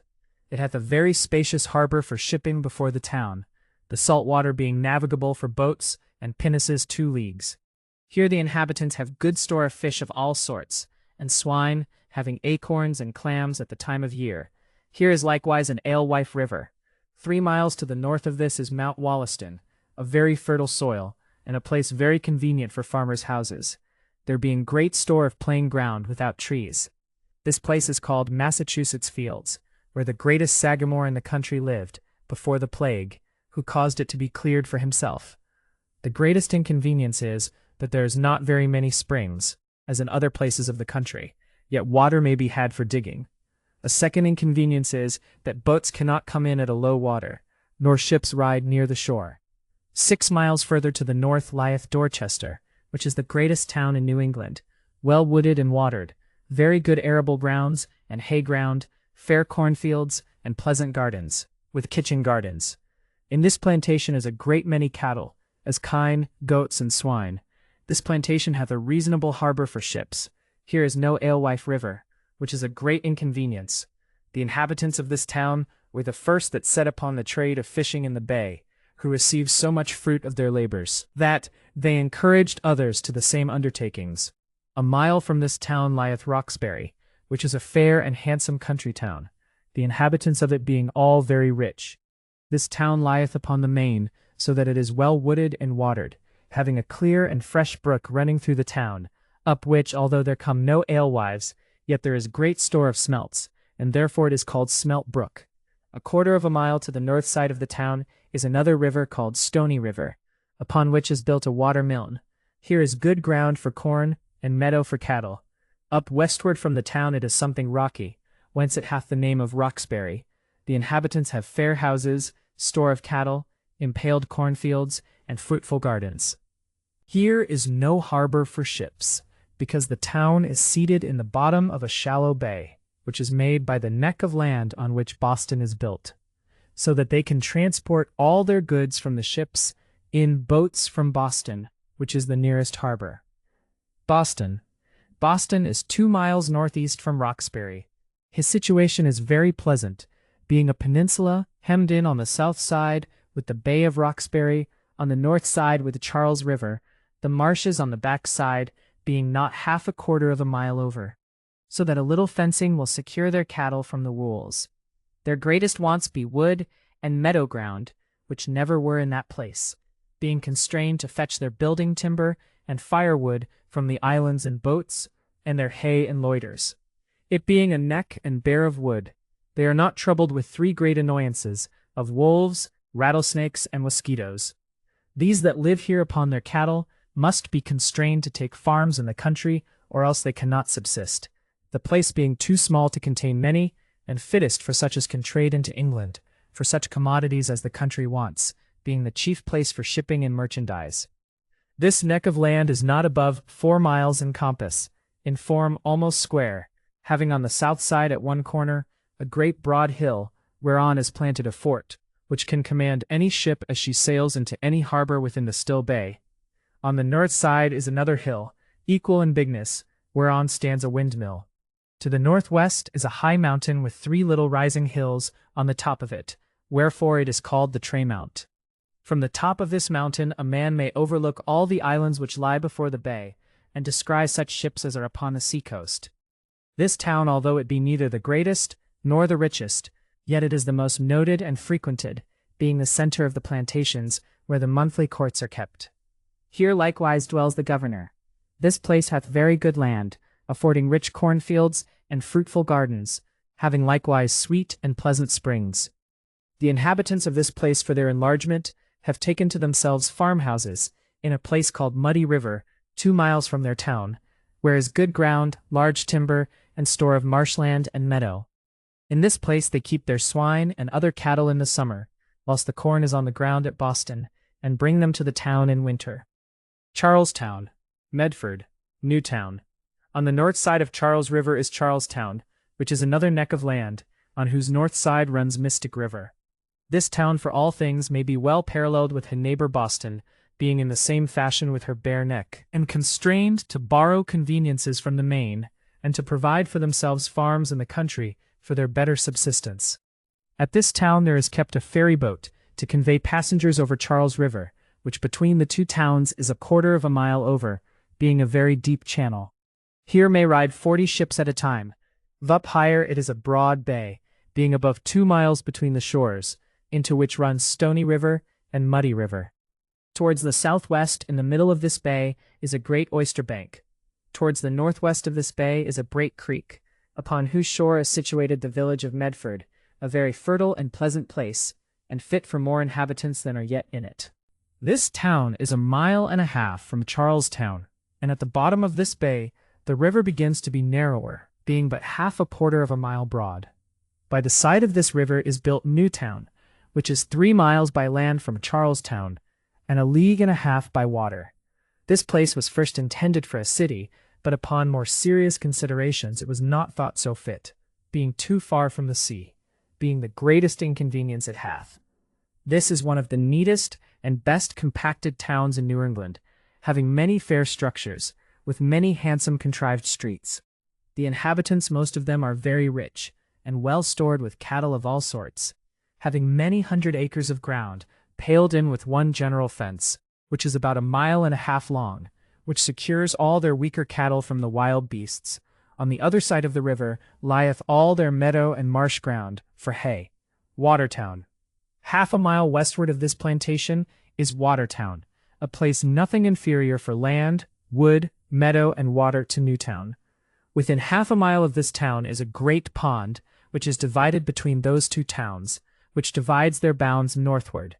1.5 miles from this town is a fall of fresh waters, which convey themselves into the ocean through Charles River.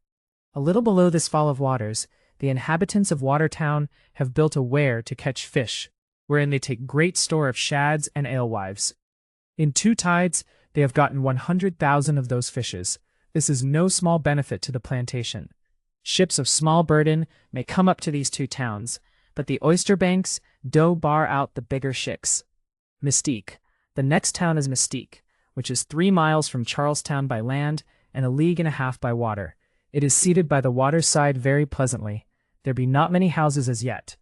At the head of this river are great and spacious ponds, whither the alewives prease to spawn.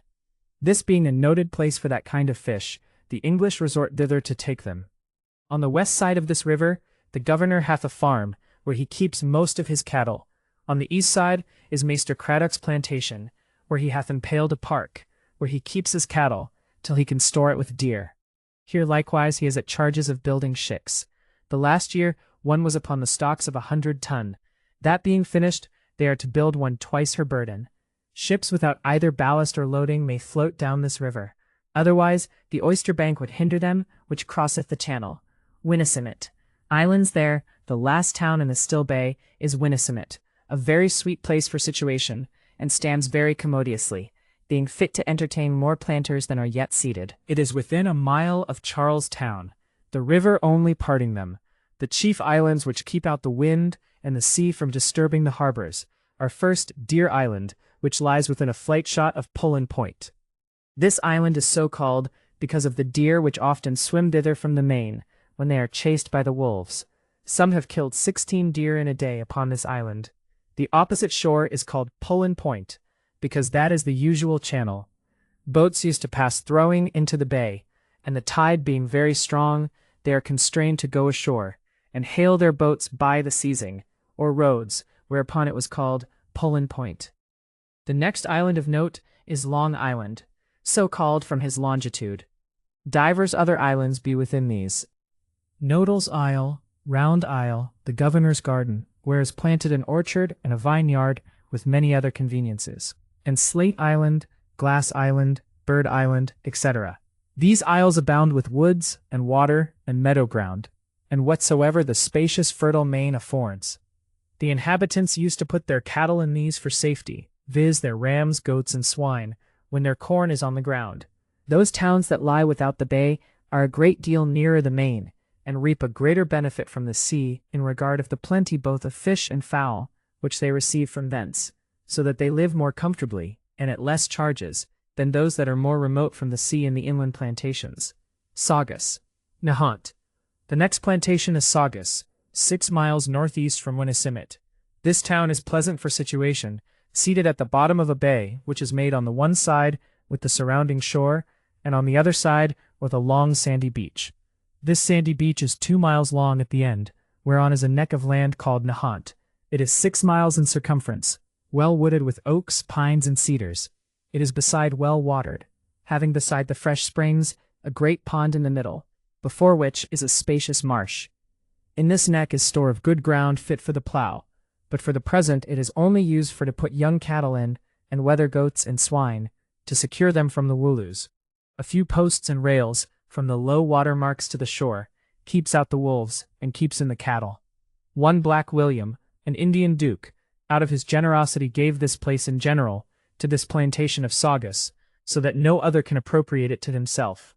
Upon the south side of the sandy beach the sea beateth, which is a true prognostication, to presage storms and foul weather, and the breaking up of the frost.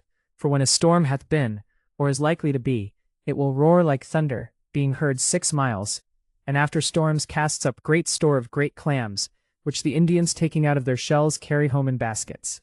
On the north side of this bay is 2 great marshes, which are made 2 by a pleasant river which runs between them. Northward up this river goes great store of alewives, of which they make good red herrings, insomuch that they have been at charges to make a ware, and a herring house, to dry these herrings in.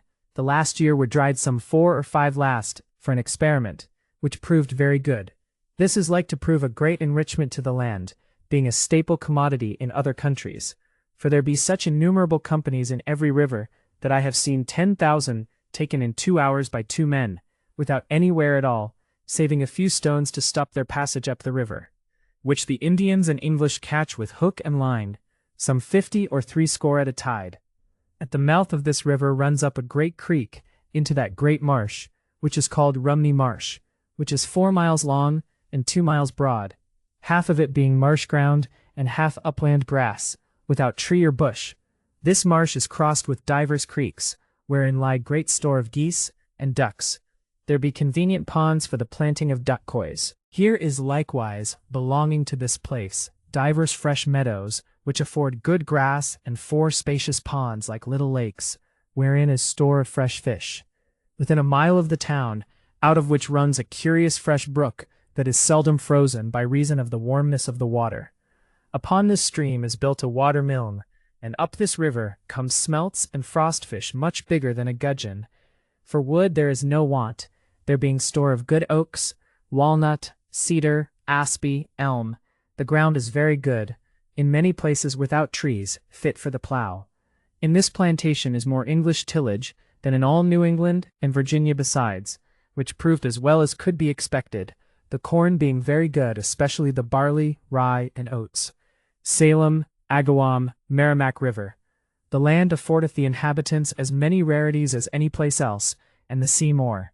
The bass continuing from the middle of April to Michaelmas, which stays not above half that time in the bay.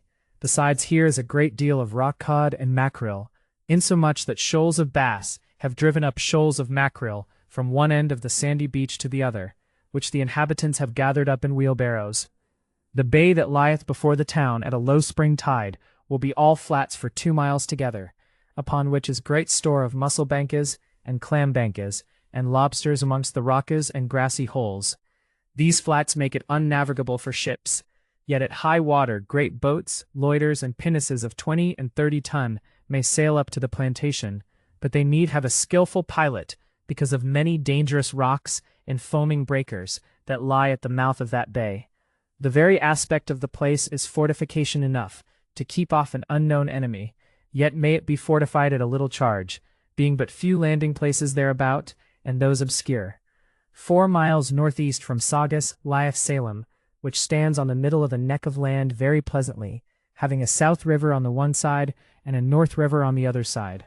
Upon this neck, where the most of the houses stand, is very bad and sandy ground, yet for 7 years together it hath brought forth exceeding good corn, by being fished but every 3rd year.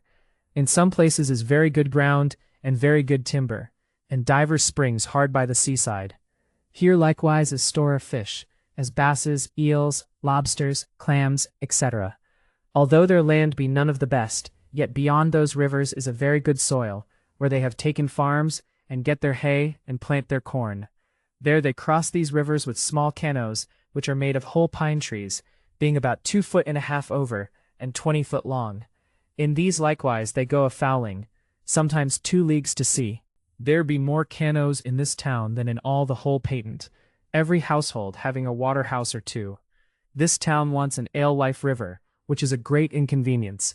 It has 2 good harbors, the one being called Winter, and the other Summer Harbor, which lieth within Derby's fort, which place, if it were well fortified, might keep ships from landing of forces in any of those 2 places. Marville Head is a place which lieth 4 miles full south from Salem, and is a very convenient place for a plantation, especially for such as will set upon the trade of fishing. There was made here a ship's loading of fish the last year, where still stands the stages and drying scaffolds.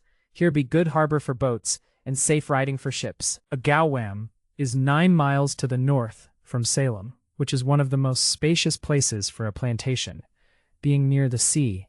It aboundeth with fish, and flesh of fowls and beasts, great meads and marshes, and plain plowing grounds, many good rivers and harbors, and no rattlesnakes. In a word, it is the best place but one, which is Merrimack, lying 8 miles beyond it, where is a river 20 leagues navigable. All along the riverside is fresh marshes, in some places 3 miles broad. In this river is sturgeon, salmon, and bass, and divers other kinds of fish. To conclude, the country hath not that which this place cannot yield, so that these 2 places may contain twice as many people as are yet in New England, there being as yet scarce any inhabitants in these 2 spacious places. 3 miles beyond the river of Merrimack is the outside of our patent for the Massachusetts Bay. These be all the towns that were begun when I came for England, which was the 15th of August, 1633. Chapter 11. Of the evils, and such things as are hurtful in the plantation. I have informed you of the country in general, and of every plantation in particular, with their commodities, and wherein one excelleth another. Now that I may be every way faithful to my reader in this work, I will as fully and truly relate to you what is evil, and of most annoyance to the inhabitants. First, those which bring most prejudice to their estates are the ravenous wolves, which destroy the weaker cattle, but of these you have heard before. That which is most injurious to the person and life of man is a rattlesnake, which is generally 1.5 yards long, as thick in the middle as the small of a man's leg. She hath a yellow belly, her back being spotted with black, russet, yellow, and green colors, placed like scales. At her tail is a rattle, with which she makes a noise when she is molested, or when she seeth any approach near her. Her neck seems to be no thicker than a man's thumb, yet can she swallow a squirrel, having a great wide mouth, with teeth as sharp as needles, wherewith she biteth, such as tread upon her. Her poison lieth in her teeth, for she hath no sting.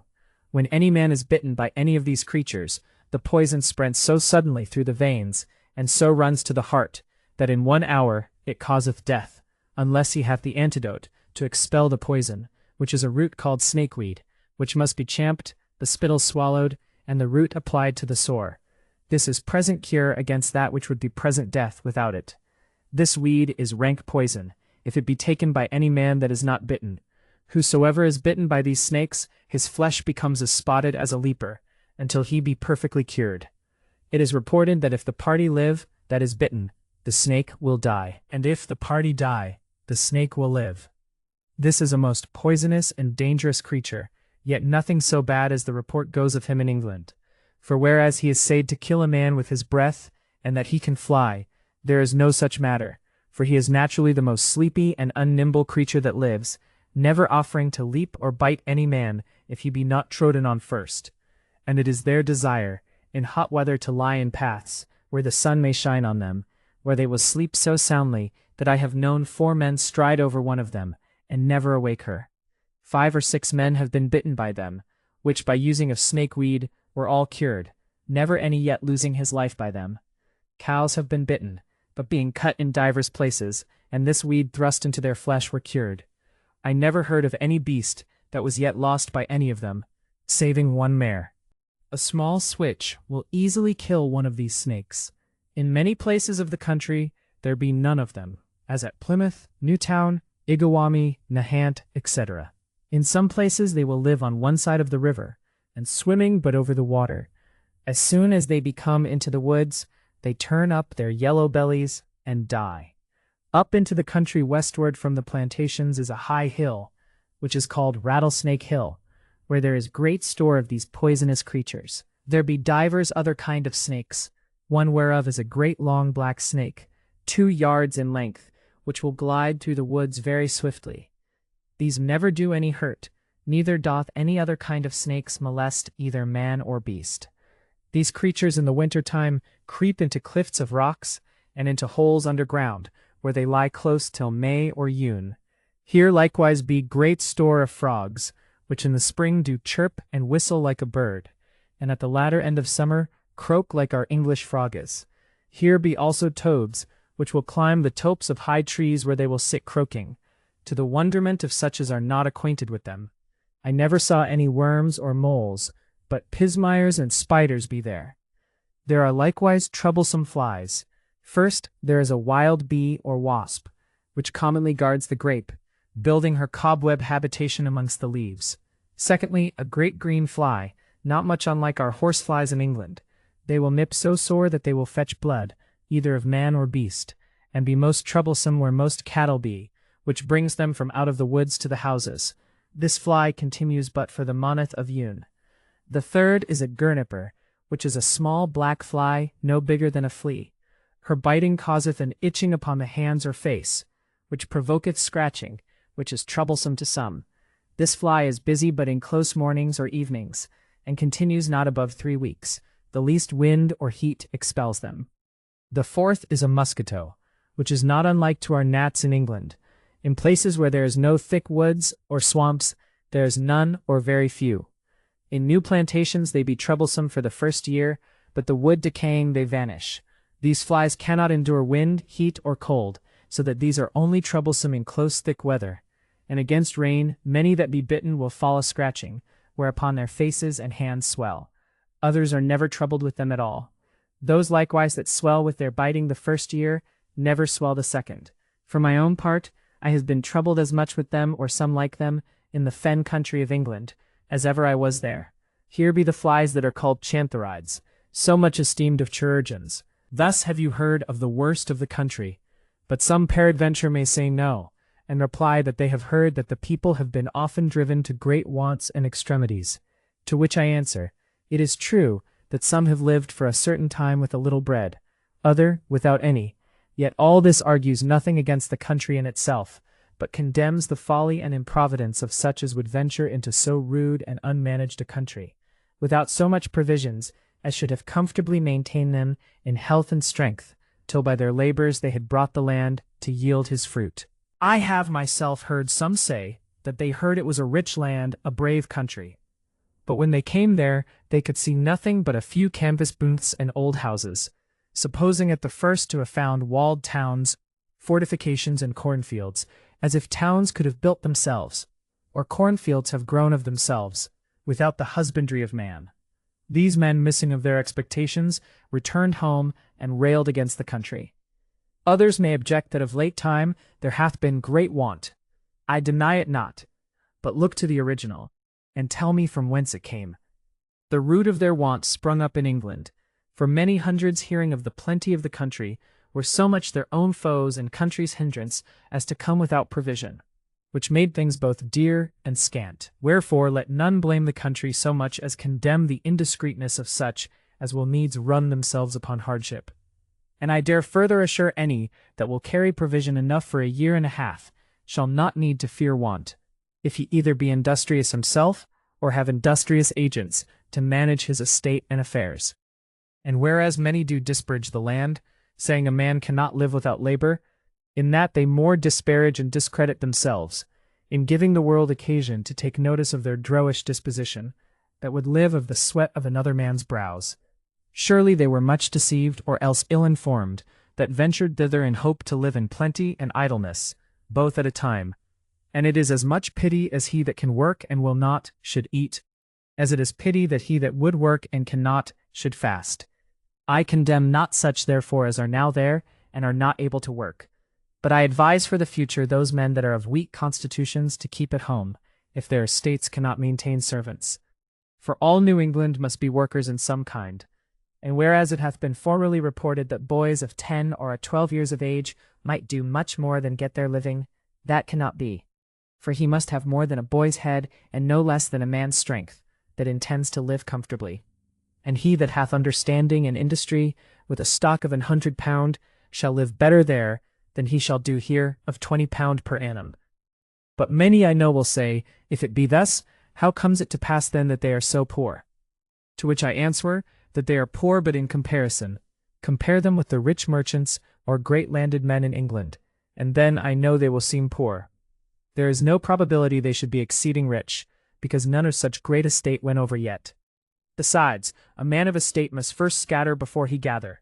He must lay out moneys for transporting of servants, and cattle and goods, for houses and fences and gardens, etc. This may make his purse seem light, and to the eye of others seem a leaking in his estate, whereas these disbursements are for his future enrichments. For he being once well seated and quietly settled, his increase comes in double. And howsoever they are accounted poor, they are well contented, and look not so much at abundance as a competency. So little is the poverty of the country, that I am persuaded if many in England, which are constrained to beg their bread, were there, they would live better than many do here, that have money to buy it. Furthermore, when corn is scarce, yet may they have either fish or flesh for their labor. And surely that place is not miserably poor to them that are there, where 4 eggs may be had for a penny, and a quart of new milk at the same rate, where butter is 6 pence a pound, and Cheshire cheese at 5 pence. Sure, Middlesex affords London no better pennyworths. What though there be no such plenty as to cry these things in the streets? Yet every day affords these pennyworths to those that need them in most places. I dare not say in all. Can they be very poor? Where for 4,000 souls there are 1,500 head of cattle, besides 4,000 goats and swine innumerable? In an ill sheep year I have known mutton as dear in Old England, and dearer than goat's flesh is in New England, which is altogether as good if fancy be set aside. Chapter 12. What provision is to be made for a journey at sea, and what to carry with us for our use at land. Many, peradventure, at the looking over of these relations, may have inclinations or resolution for the voyage, to whom I wish all prosperity in their undertakings. Although I will use no force of arguments to persuade any, but leave them to the relation, yet by way of advice I would commend to them a few lines from the pen of experience. And because the way to New England is over sea, it will not be amiss to give you directions, what is most necessary to be carried. Many, I suppose, know as well, or better than myself, yet all do not, to those my directions tend. Although every man have ship provisions allowed him for his £5 a man, which is salt beef, pork, salt fish, butter, cheese, peas, pottage, water gruel, and such kind of victuals, with good biscuits, and 6 shilling beer, yet will it be necessary to carry some comfortable refreshing of fresh victual. As first, for such as have ability, some conserves, and good claret wine to burn at sea. Or you may have it by some of your vintners or wine coopers burned here, and put up into vessels, which will keep much better than other burnt wine. It is a very comfortable thing for the stomach. Or such as are seasick. Salad oil likewise. Prunes are good to be stewed, sugar for many things. White biscuits, and eggs, and bacon, rice, poultry, and some wether sheep to kill aboard the ship, and fine flour-baked meats, will keep about a week or 9 days at sea. Use of lemons well put up is good either to prevent or cure the scurvy. Here it must not be forgotten to carry small skillets, or pipkins, and small frying pans to dress their victuals in at sea. For bedding, so it be easy, and cleanly, and warm, it is no matter how old or coarse it be for the use of the sea. And so likewise for apparel, the oldest clothes be the fittest, with a long coarse coat, to keep better things from the pitched ropes and planks. Whosoever shall put to sea in a stout and well-conditioned ship, having an honest master and loving seamen, shall not need to fear, but he shall find as good content at sea as at land. It is too common with many to fear the sea more than they need, and all such as put to sea confess it to be less tedious than they either feared or expected. A ship at sea may well be compared to a cradle, rocked by a careful mother's hand, which though it be moved up and down, yet is it not in danger of falling. So a ship may often be rocked to and again upon the troublesome sea, yet seldom doth it sink or overturn, because it is kept by that careful hand of Providence by which it is rocked. It was never known yet that any ship in that voyage is cast away, or that ever fell into the enemy's hand. For the health of passengers it hath been observed that of 600 souls, not above 3 or 4 have died at sea. It is probable, in such a company, more might have died either by sickness or casualties, if they had stayed at home. For women I see not but that they do as well as men, and young children as well as either, having their healths as well at sea as at land. Many likewise which have come with such foul bodies to sea, as did make their days uncomfortable at land, have been so purged and clarified at sea, that they have been more healthful for aftertimes, their weak appetites being turned to good stomachs, not only desiring, but likewise digesting such victuals as the sea affords. Secondly, for directions for the country, it is not to be feared, but that men of good estates may do well there, always provided that they go well accommodated with servants, in which I would not wish them to take over many, 10 or 12 lusty servants being able to manage an estate of 2 or 3,000 pound.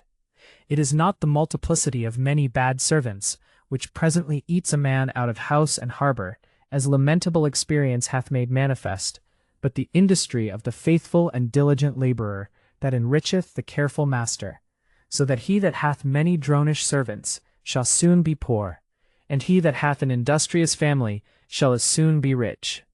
Now for the encouragement of his men, he must not do as many have done, more through ignorance than desire, carry many mouths and no meat, but rather much meat for a few mouths.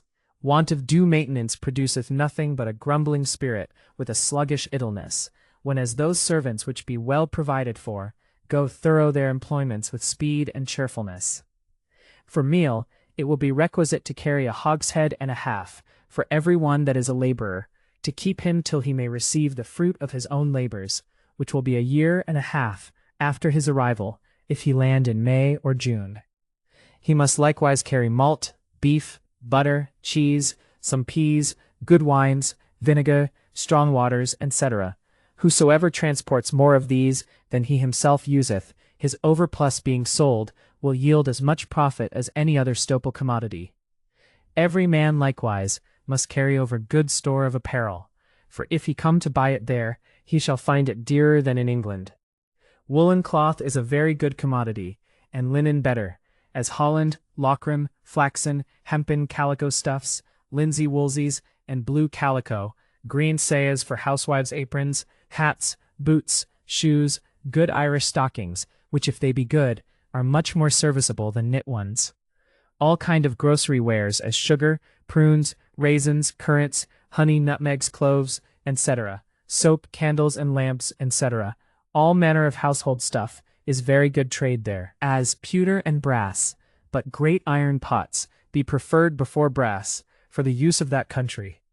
Warming pans and stewing pans be of necessary use, and good traffic there.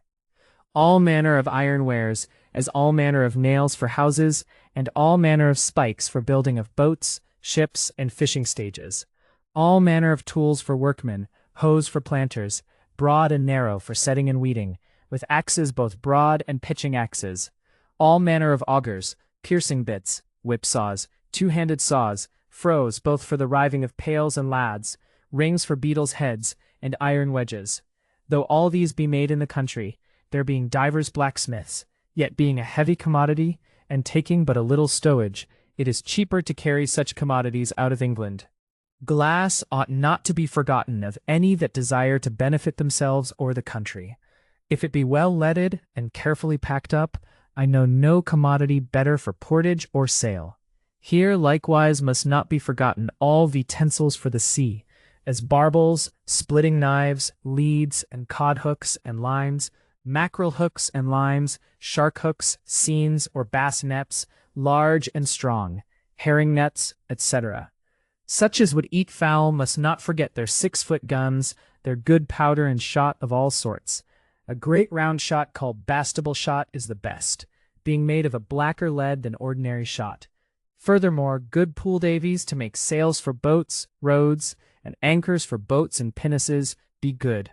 Sea coal, iron, lead, and millstones, flints, ordnances, and whatsoever a man can conceive is good for the country, that will lie as ballast, he cannot be a loser by it. And lest I should forget a thing of so great importance, no man must neglect to provide for himself or those belonging to him, his munition for the defense of himself and the country.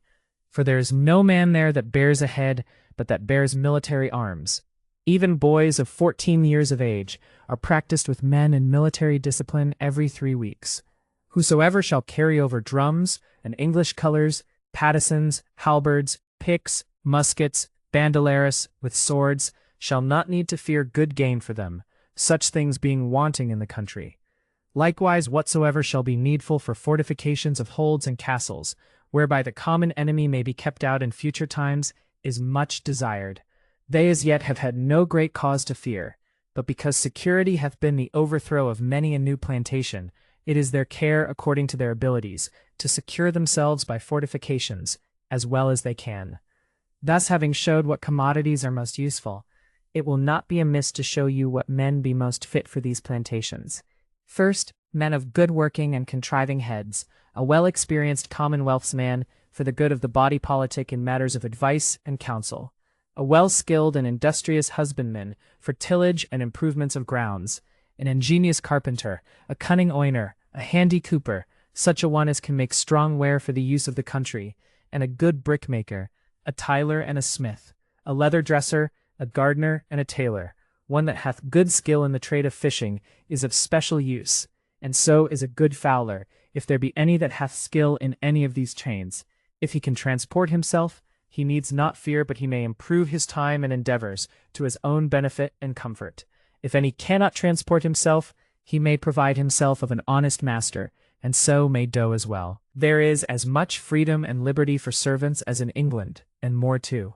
A wronged servant shall have right, volens nolens, from his injurious master, and a wronged master shall have right of his injurious servant, as well as here. Wherefore let no servant be discouraged from the voyage that intends it. And now whereas it is generally reported that servants and poor men grow rich, and the masters and gentry grow poor, I must needs confess that the diligent hand makes rich, and that laboring men having good store of employments and as good pay, live well and contentedly. But I cannot perceive that those that set them a work are any way impoverished by them. Peradventure they have less money by reason of them, but nevertheless riches, a man's work well done being more beneficial than his money or other dead commodities, which otherwise would lie by him to no purpose. If any men be so improvident as to set men about building of castles in the air, or other unnecessary employments, they may grow poor. But such as employ laborers about planting of corn, building of houses, fencing in of ground, fishing, and divers other necessary occasions, shall receive as much or more by poor men's labors than those that live in England do from the industry of such as they hire. Wherefore I do suppose this to be but the surmisings of some that are ignorant of the state of the country, or else misinformed by some ill-willers to the plantations. Many objections, I know, are daily invented, to hinder the proceedings of these new plantations, which may damp the unsettled spirits of such as are not greatly affected with those undertakings. Some say the Spaniard lays claim to the whole country, being the first discoverer hereof, and that he may make invasion upon those parts as well as he hath done upon S. Christopher's and S. Martin's and those places. But it doth not follow that because he took such places as lay just in his way to the West Indies, that he should come thousands of miles with a great navy to plantations, as yet not worth the pillage. And when the plantations are grown noted in the eyes of the common foes for wealth, it is hoped that when the bees have honey in their hives, they will have stings in their tails. Hath not Virginia been planted many years, which is 400 miles nearer the Spaniard's course, and yet never met with any affrontments? So that this scruple smells of fear and pusillanimity, to wipe away all groundless calumniations, and to answer to every too curious objections and frivolous question, some so simple as not ashamed to ask whether the sun shines there or no, were to run in infinitum. But I hope that the several manuscripts and letters, and informations by word of mouth from such of our honest countrymen, which daily have recourse unto us, have given full satisfaction to such as are well-willers to the plantations, and for such as are estranged to it in affection. If every word that hath been either writ or spoken were a force of argument, yet would it be too little to study their belief in any one particular concerning the country. Some are nimble-eared to hear faults, and so ready-tongued to publish them, yea, oftentimes with strained constructions. A false asseveration usually winneth more belief than two verifying negatives can resettle. Some there are who count with Claudian that it is an incomparable happiness to have their birth, life, and burying in the same place. These are never likely to remove further than the shell of their own country. But because there are some noble spirits that devote their states and their persons to the common good of their king and country, I have therefore for their direction and delight made this relation. For, as the end of my travel was observation, so I desire the end of my observation may tend to the information of others. As I have observed what I have seen, and written what I have observed, so do I desire to publish what I have written, desiring it may be beneficial to posterity. And if any man desire to fill himself at that fountain, from whence this tasting cup was taken, his own experience shall tell him as much as I have here related. And thus I pass from the country as it stands to the English, and come to discourse how it stands to the old natives, and they to it, as followeth. The second part. Of the Indians, their persons, clothings, diet, nature's customs, laws, marriages, worships, conjurations, wars, games, huntings, fishings, sports, language, death, and burials. Hap. Of the Connecticuts, Mohawks, or such Indians as are westward. He country, as it is in relation to the Indians, is divided as it were into shires, every several division being swayed by a several king. The Indians to the east and northeast, bearing the name of Churchers and Tarantines. These in the southern parts be called Pequots and Narragansetts. Those who are seated westward be called Connecticuts and Mohawks. Our Indians that live to the northward of them be called Aboriginians, who before the sweeping plague were an inhabitant, not fearing, but rather scorning the confrontments of such as now count them but the scum of the country, and would soon root them out of their native possessions were it not for the English.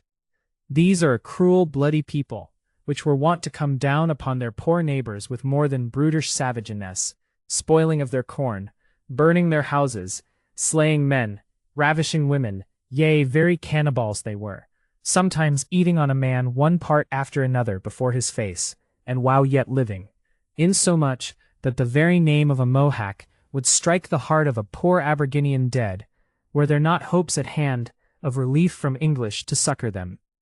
For these inhumane homicides confess that they dare not meddle with a white-faced man, accompanied with his hot-mouthed weapon. These Indians be a people of a tall stature, of long grim visages, slender-waisted, and exceeding great arms and thighs, wherein they say their strength lieth. And this I rather believe because an honest gentleman told me, upon his knowledge, that he saw one of them with a fillip with his finger kill a Dodd, who afterward fleed him and sawed him, and eat him to his dinner.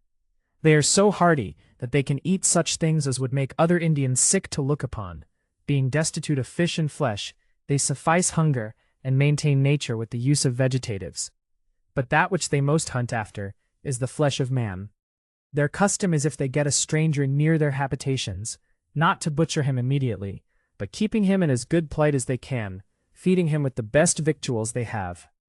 As a near neighboring Indian assured me, who found what he had spoke true by a lamentable experience, still wearing the cognizance of their cruelty on his naked arm, who being taken by them, ate of their food, lodged in their beds, nay, he was brought forth every day, to be new painted, piped unto, and hemmed in with a ring of bare-skinned Morris dancers, who presented their antiques before him.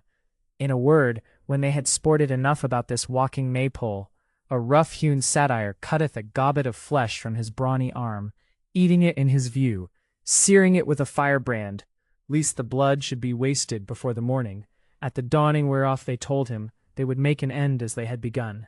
He answered that he cared as little for their threats as they did for his life, not fearing death, whereupon they led him bound into a wigwam, where he sat as a condemned prisoner, grating his teeth for anguish, being for the present so hampered, and the next day to be entombed in so many living sepulchres. He extends his strength to the utmost, breaketh the bands from his hands, and loosing the cords from his feet, thought at once to be revenged for the flesh of his arm, and finding a hatchet, lays one with an arm of revenge to the unliving of 10 men at first onset, afterward taking the opportunity of the dead of night, fled through the woods, and came to his native home, where he still lives to rehearse his happy escape. All of the rest of their inhumane cruelties, let the Dutchmen, who live among them, testify, as likewise the cruel manner of leading their prisoners captive, whom they do not only pinion with sharp thongs, but likewise bore holes through their hamstrings, through which they thread a cord coupling 10 or a dozen men together. These Indians be more desperate in wars than the other Indians, which proceeds not only from the fierceness of their natures, but also in that they know themselves to be better armed and weaponed, all of them wearing seahorse skins and barks of trees, made by their art, as impenetrable it is thought as steel, wearing headpieces of the same, under which they march securely and undauntedly, running and fiercely crying out, Hadri, Hadri, succamy, succamy, we come, to suck your blood, not fearing the feathered shafts of the strong-armed bowmen, but like unruly headstrong stallions, beat them down with their right-hand tomahawks, and left-hand iavlins, being all the weapons which they use, counting bows a cowardly fight. Tomahawks be staves of 2.5 feet long, and a knob at one end, as round and big as a football. A javelin is a short spear, headed with sharp seahorse teeth. One blow or thrust with these strange weapons will not need a second to hasten death from a Mohawk's arm. I will conclude this discourse concerning the Mohawks in a tragical rehearsal of one of their combats. A Sagamore inhabiting near these cannibals was so daily annoyed with their injurious inhumanity that he must either become a tributary subject to their tyranny, or release himself from thraldom by the stroke of war, which he was unable to wage of himself. Wherefore with fair entreaties, plausible persuasions, force of arguments, and rich presents, he sent to other Sagamores. He procured so many soldiers as summed with his own, made his forces 6,000 strong, with the which he resolutely marched towards his enemies, intending either to win the horse or lose the saddle. His enemies, having heard of his designs, plotted how to confront him in his enterprise, and overthrow him by treachery, which they thus attempted. Knowing their enemies were to swim over a muddy river, they divided their bands, lying in ambush on both sides the river, waiting his approach, who suspected no danger, looking for nothing but victory. But immediately they were environed with their unexpected foes in their greatest disadvantage, for being in the water, shoot they could not, for swimming was their action, and when they came to the side, they could not run away, for their feet stuck fast in the mud, and their adversaries impaled them about, clubbing and darting all that attained the shore, so that all were killed and captived, saving 3, who swimming further under the waters, like the duck that escapeth the spannel by diving, until they were out of sight of their bloodthirsty foes, recovered the shore, creeping into the thickets, from whence after a little breathing and resting of their weary limbs, they marched through the woods and arrived at their own homes, relating to their inquisitive survivors the sad event of their war, who a long time after deplored the death of their friends, still placing the remembrance of that day in the calendar of their mishaps. Chap I-2 of the Tarantines, or the Indians inhabiting eastward. The Tarantines, saving that they eat not man's flesh, are little less savage and cruel than these cannibals. Our Indians do fear them as their deadly enemies, for so many of them as they meet they kill. About 2 years ago, our Indians being busy about their accustomed huntings, not suspecting them so near their own liberties, were on the sudden surprised by them, some being slain, the rest escaping to their English asylum, whither they durst not pursue them. Their Sagamore was wounded by an arrow, but presently cured by English chirurgery. These Indians are the more insolent, by reason they have guns which they daily trade for with the French, who will sell his eyes, as they say, for beaver. But these do them more credit than service. For having guns, they want powder, or if they have that, they want shot, something or other being always wanting, so that they use them for little, but to salute coasting boats that come to trade, who no sooner can anchor in any harbor, but they present them with a volley of shot, asking for sack and strong liquors, which they so much love, since the English used to trade it with them, that they will scarce trade for anything else, lashing out into excessive abuse, first taught by the example of some of our English, who to unclothe them of their beaver coats, clad them with the infection of swearing and drinking, which was never in fashion with them before, it being contrary to their nature to guzzle down strong drink, or use so much as to sip of strong waters, until our bestial example and dishonest incitation brought them to it, from which I am sure hath sprung many evil consequence, as disorder, quarrels, wrongs, unconscionable and force of resting of beaver and wampum-page, and from overflowing cups there had been a proceeding to revenge, worther, and overflowing of blood, as witness Master Way's boat, which they sunk with stones, after they had killed his son, with 3 more, buzzing the English in the ears, that they see it bulged against the rocks, and the men drowned in the beating surges, but afterwards being betrayed, as many as were caught, were hanged. Another, who was situated on Richmond's Island, living as he list amongst them, making his covetous corrupt will his law, after many abuses, was with his family one evening treacherously murdered under a fair pretense of trade, so that these that lived beside the law of God and their king and the light of nature died by their hands that cared neither for God, king, nor nature.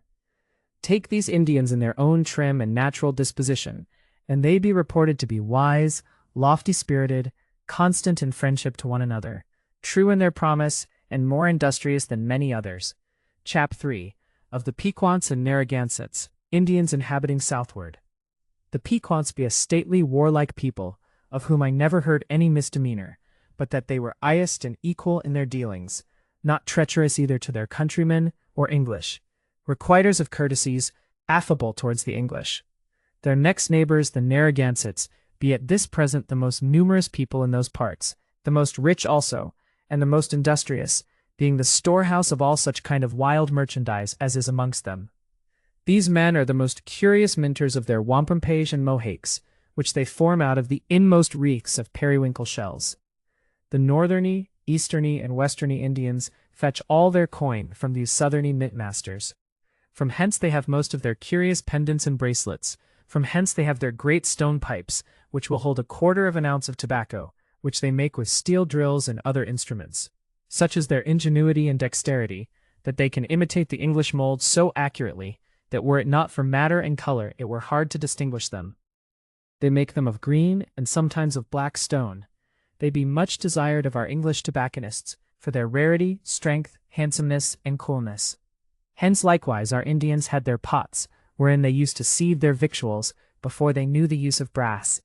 Since the English came, they have employed most of their time in catching of beavers, otters, and musquashes, which they bring down into the bay, returning back loaded with English commodities, of which they make a double profit by selling them to more remote Indians who are ignorant at what cheap rates they obtain them, in comparison of what they make them pay, so making their neighbors' ignorance their enrichment. Although these be populous, yet I never heard they were desirous to take in hand any martial enterprise, or expose themselves to the uncertain events of war. Wherefore the Pequots call them women like men, but being incapable of a jeer, they rest secure under the conceit of their popularity, and seek rather to grow rich by industry than famous by deeds of chivalry. But to leave strangers, and come to declare what is experimentally known of the Indians amongst whom we live, of whom in the next chapter, Chap 4, of the Aborigines or Indians northward. First, of their stature, most of them being between 5 or 6 foot high, straight-bodied, strongly composed, smooth-skinned, merry-countenanced, of complexion something more swarthy than Spaniards, black-haired, high-foreheaded, black-eyed, out-nosed, broad-shouldered, brawny-armed, long and slender-handed, out-breasted, small-waisted, lank-bellied, well-thighed, flat-kneed, handsome-grown legs, and small feet. In a word, take them when the blood brisks in their veins, when the flesh is on their backs, and marrow in their bones, when they frolic in their antique deportments and Indian postures. And they are more amiable to behold, though only in Adam's livery, than many a compounded fantastic in the newest fashion. It may puzzle belief to conceive how such lusty bodies should have their rise and daily supportment from so slender a fostering. Their houses being mean, their lodging is homely, common scant their drink water, and nature their best clothing. In them the old proverb may well be verified, natura possis contenta, for though this be their daily portion, they still are healthful and lusty. I have been in many places, yet did I never see one that was born either in redundance or defect, a monster, or any that sickness had deformed, or casuality made decrepit, saving one that had a bleared eye, and an other that had a wen on his cheek. The reason is rendered why they grow so proportionable, and continue so long in their vigor, most of them being 50 before a wrinkled brow or gray hair betray their age, is because they are not brought down with suppressing labor, vexed with annoying cares, or drowned in the excessive abuse of overflowing plenty, which oftentimes kills them more than want, as may appear in them. For when they change their bare Indian commons for the plenty of England's fuller diet, it is so contrary to their stomachs, that death or a desperate sickness immediately accrues, which makes so few of them desirous to see England. Their swarthiness is the sun's livery, for they are born fair. Their smooth skins proceed from the often anointing of their bodies with the oil of fishes, and the fat of eagles, with the grease of raccoons, which they hold in summer, the best antidote to keep their skin from blistering with the scorching sun, and it is their best armor against the mosquitoes, the surest expeller of the hairy excrement, and stops the pores of their bodies against the nipping winter's cold. Their black hair is natural, yet it is brought to a more jetty color by oiling, dyeing, and daily dressing. Sometimes they wear it very long, hanging down in a loose, disheveled, womanish manner, otherwhile tied up hard and short like a horse-tail, bound close with a fillet, which they say makes it grow the faster.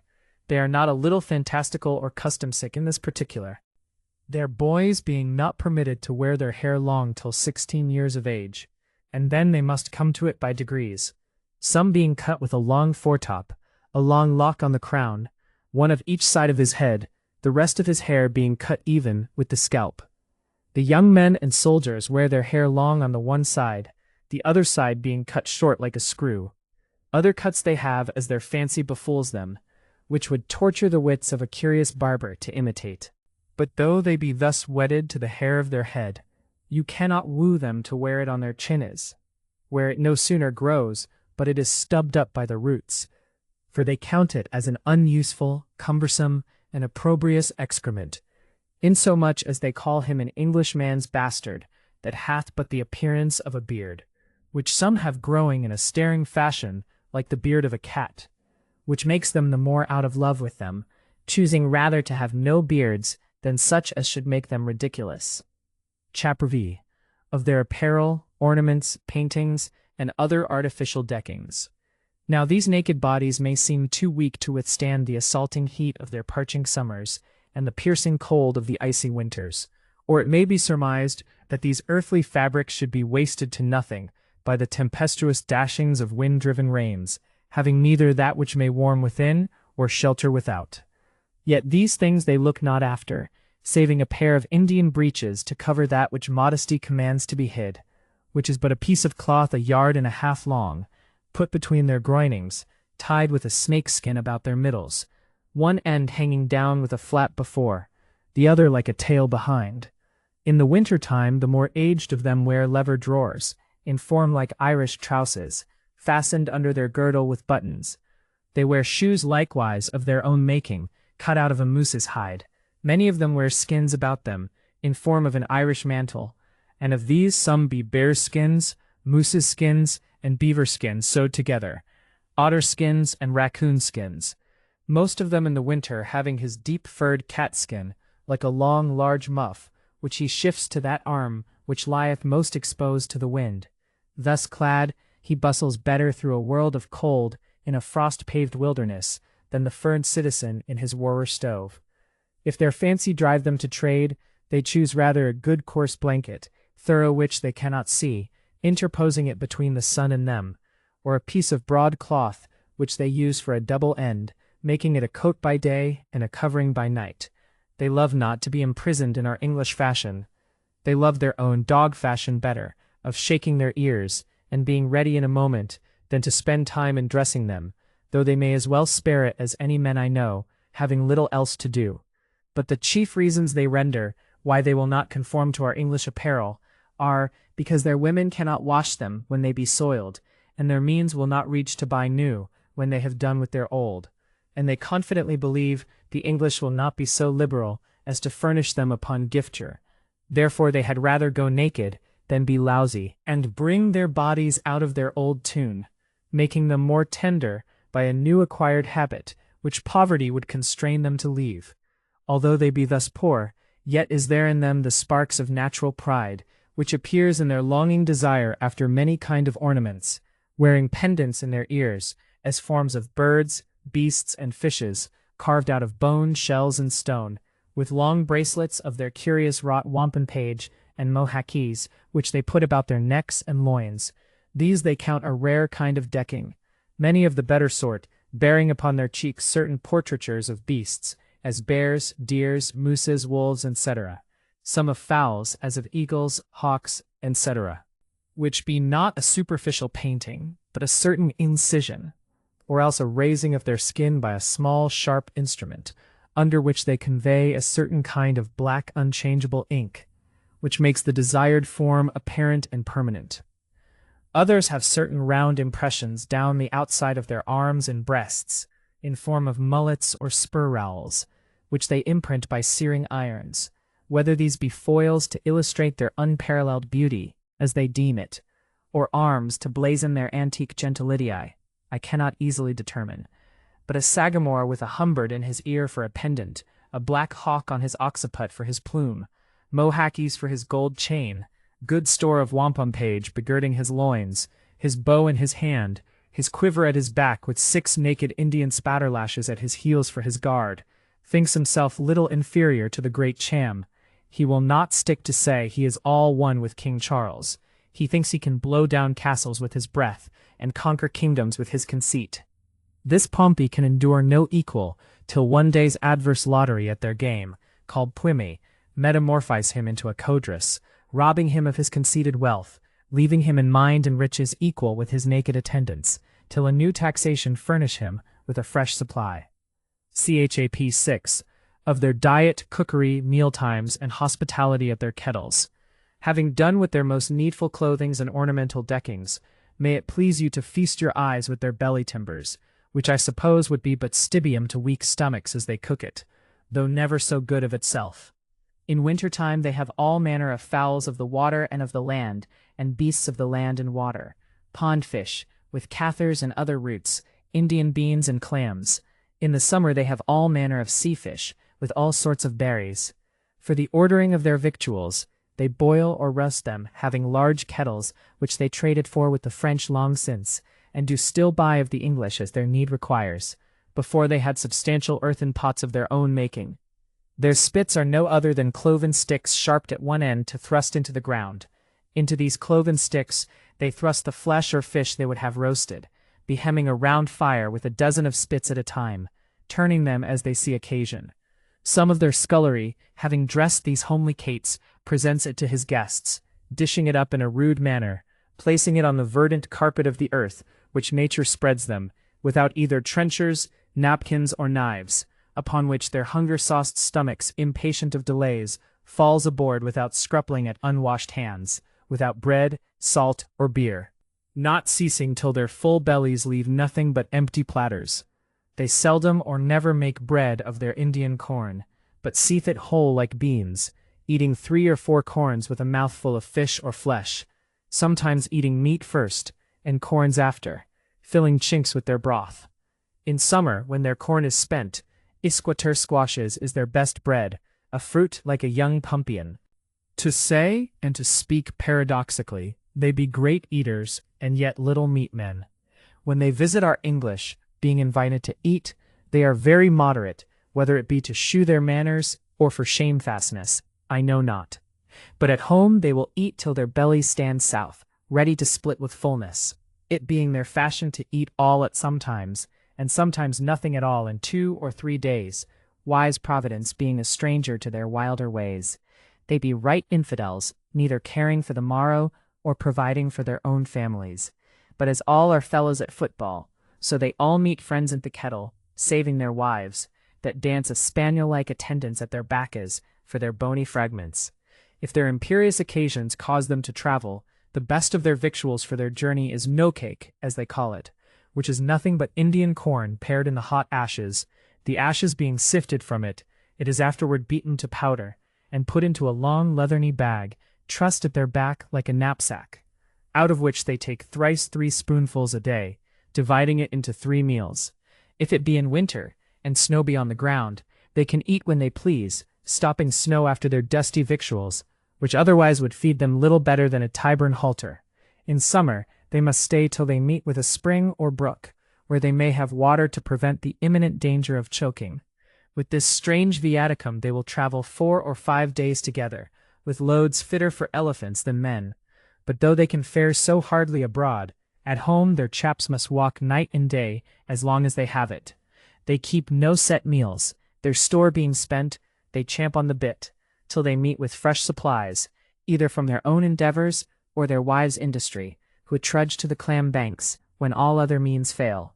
Though they be sometimes scanted, yet are they as free as emperors, both to their countrymen and English, be he stranger or near acquaintance, counting it a great discourtesy, not to eat of their high-conceited delicates, and sup of their un-oatmealed broth, made thick with fishes, fowls, and beasts boiled all together, some remaining raw, the rest converted by overmuch seething to a loathed mash, not half so good as Irish bonaclapper. Chap. 7. Of their dispositions and good qualifications as friendship, constancy, truth, and affability. To enter into a serious discourse concerning the natural conditions of these Indians might procure admiration from the people of any civilized nations, in regard of their civility and good natures. If a tree may be judged by his fruit, and dispositions calculated by exterior actions, then may it be concluded that these Indians are of affable, courteous, and well-disposed natures, ready to communicate the best of their wealth to the mutual good of one another, and the less abundance they have, to manifest their entire friendship.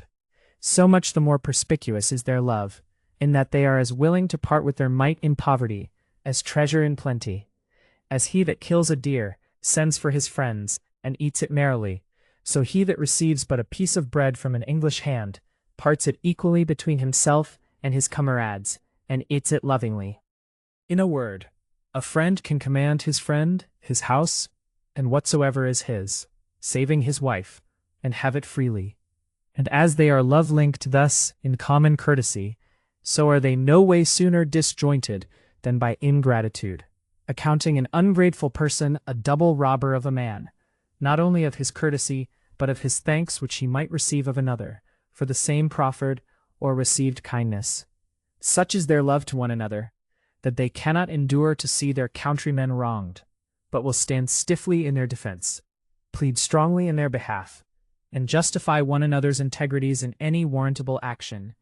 If it were possible to recount the courtesies they have showed the English since their first arrival in those parts, it would not only steady belief that they are a loving people, but also win the love of those that never saw them, and wipe off that needless fear that is too deeply rooted in the conceits of many who think them envious, and of such rancorous and inhumane dispositions, that they will one day make an end of their English inmates.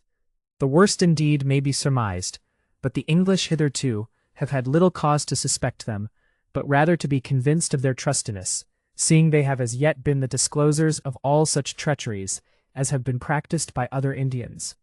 And whereas once there was a proffer of an universal league amongst all the Indians in those parts, to the intent that they might all join in one united force to extirpate the English, our Indians refused the motion, replying they had rather be servants to the English, of whom they were confident to receive no harm, and from whom they had received so many favors, and assured good testimonies of their love, than equals with them, who would cut their throats upon the least offense, and make them the shambles of their cruelty.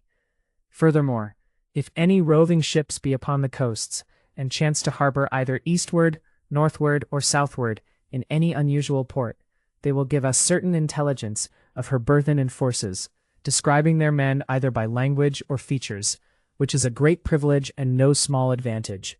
Many ways hath their advice and endeavor been advantageous unto us, they being our first instructors for the planting of their Indian corn, by teaching us to cull out the finest seed, to observe the fittest season, to keep distance for holes, and fit measure for hills, to worm it and weed it, to prune it and dress it as occasion shall require. These Indians be very hospitable, insomuch that when the English have travelled 40, 50, or 60 miles into the country, they have entertained them into their houses, quartered them by themselves in the best rooms, providing the best victuals they could, expressing their welcome in as good terms as could be expected from their slender breeding, shewing more love than compliment, not grumbling for a fortnight's or 3 weeks' tarrying, but rather caring to provide accommodation correspondent to their English custom. The doubtful traveller hath oftentimes been much beholding to them for their guidance through the unbeaten wilderness. Myself in this particular can do no less in the due acknowledgment of their love than speak their commendations, who with 2 more of my associates, bending our course to New Plymouth, lost our way, being deluded by a misleading path, which we still followed, being as we thought too broad for an Indian path, which seldom is broader than a cart's rut, but that the daily concourse of Indians from the Narragansetts, who traded for shoes, wearing them homewards, had made this Indian tract like an English walk, and had reared up great sticks against the trees, and marked the rest with their hatchets in the English fashion, which begat in us a security of our wrong way to be right, when indeed there was nothing less. The day being gloomy, and our compasses at home, we travelled hard till night, to less purpose than if we had sat still, not gaining an inch of our journey for a day's travel. But happily we arrived at an Indian wigwammy, where we were informed of our misprision, and invited to a homely lodging, feasted with the haunch of a fat deer, and the ensuing morning the son of my naked host, for a piece of tobacco and a 4-penny whittle, took the clue of his travelling experience, conducting us through the strange labyrinth of unbeaten bushy ways in the woody wilderness 20 miles to our desired harbor. A second demonstration of their love in this kind may appear in a passage of the same nature. An unexperienced woodman ranging in the woods for deer travelled so far beyond his knowledge, till he could not tell how to get out of the wood for trees. But the more he sought to direct himself out, the more he ran himself in, from the home he most desired. The night came upon him, preventing his walking, and the extremity of cold, seizing upon his right foot for want of warming motion, deprived him of the use thereof, so that he could not remove farther than his snowy bed, but had there ended his days, had not 6 commiserating Indians, who heard of his wandering, found him out by diligent search, being almost dead with despair and cold. But after they had conquered his despair, with the assurance of his safe conduction to his habitation, and expelled the cold by the infusion of strong waters which they brought for the same purpose, they framed a thing like a hand-barrow, and carried this self-helpless person on their bare shoulders 12 miles to his residence.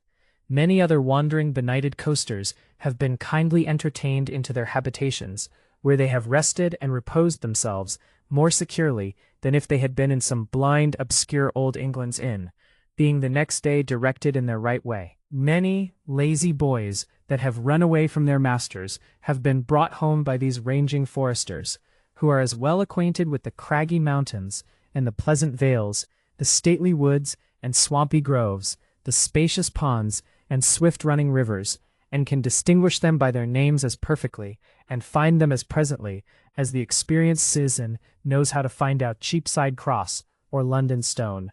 Such is the wisdom and policy of these poor men, that they will be sure to keep correspondence with our English magistrates, expressing their love in the execution of any service they command them, so far as lies in their power, as may appear in this one particular. A certain man, having laid himself open to the king's laws, fearing attachment, conviction, and consequently execution, sequestered himself from the honest society of his neighbors, betaking himself unto the obscure thickets of the wilderness, where he lived for a time undiscovered, till the Indians, who leave no place unsearched for deer, found out his haunt, and having taken notice by diverse discourses concerning him, how that it was the governor's desire to know where he was, they thought it a part of their service to certify him where he kept his renvous, who thereupon desired, if they could, to direct men to him for his attachment.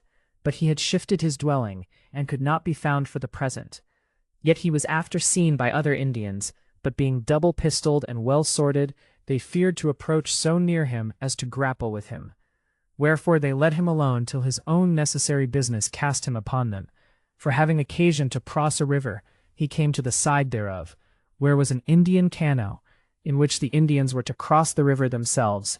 He vauntingly commanded wastage, which they willingly granted, but withal plotting how they might take him prisoner, which they thus effected. Having placed him in the midship of their ticklish wherry, they launched forth into the deep, causing the capering canoe to cast out her cumbersome ballast into the liquid water, which swam like a stone. And now the water having danked his pistols, and lost his Spanish proggy in the bottom, the Indians swam him out by the chin to the shore, where having dropped himself a little dry, he began to bluster out a storm of rebellious resistance, till they becalmed his pelting chafe with their pelting of pibels at him, afterward leading him as they list to the governor. These people be of a kind and affable disposition, yet are they very wary with whom they strike hands in friendshipy. Nothing is more hateful to them than a churlish disposition. So likewise is dissimulation. He that speaks seldom and opportunely, being as good as his word, is the only man they love. The Spaniard, they say, is all one ere a mouse, viz. All one as a dog. The Frenchman hath a good tongue but a false heart. The Englishman all one speak, all one heart. Wherefore they more approve of them than of any nation. Garrulity is much condemned of them, for they utter not many words, speak seldom, and then with such gravity as is pleasing to the ear. Such as understand them not, desire yet to hear their emphatical expressions, and lively action. Such is the mild temper of their spirits, that they cannot endure objurgations, or scoldings. An Indian sagamore once hearing an Englishwoman scold with her husband, her quick utterance exceeding his apprehension, her active lungs thundering in his ears, expelled him the house, from whence he went to the next neighbor, where he related the unseemliness of her behavior. Her language being strange to him, he expressed it as strangely, telling them how she cried, "Nanana, nanana, nanana, nan," saying he was a great fool to give her the audience, and no correction for usurping his charter, and abusing him by her tongue. I have been amongst divers of them, yet did I never see any falling out amongst them, not so much as cross words or reviling speeches, which might provoke to blows. And whereas it is the custom of many people in their games, if they see the dice run cross, or their cards not answer their expectations, what cursing and swearing, what imprecations and railings, fightings and stabbings oftentimes proceed from their testy spleen. How do their blustering passions make the place troublesome to themselves and others? But I have known when 4 of these milder spirits have sit down, staking their treasures, where they have played 24 hours, neither eating, drinking, or sleeping in the interim, nay, which is most to be wondered at, not quarreling, but as they came thither in peace, so they depart in peace. When he that had lost all his wampumage, his house, his kettle, his beaver, his hatchet, his knife, yea, all his little all, having nothing left but his naked self, was as merry as they that won it. So in sports of activity at football, though they play never so fiercely to outward appearance, yet anger-boiling blood never streams in their cooler veins. If any man be thrown, he laughs out his foil. There is no seeking of revenge, no quarreling, no bloody noses, scratched faces, black eyes, broken shins, no bruised members or crushed ribs, the lamentable effects of rage.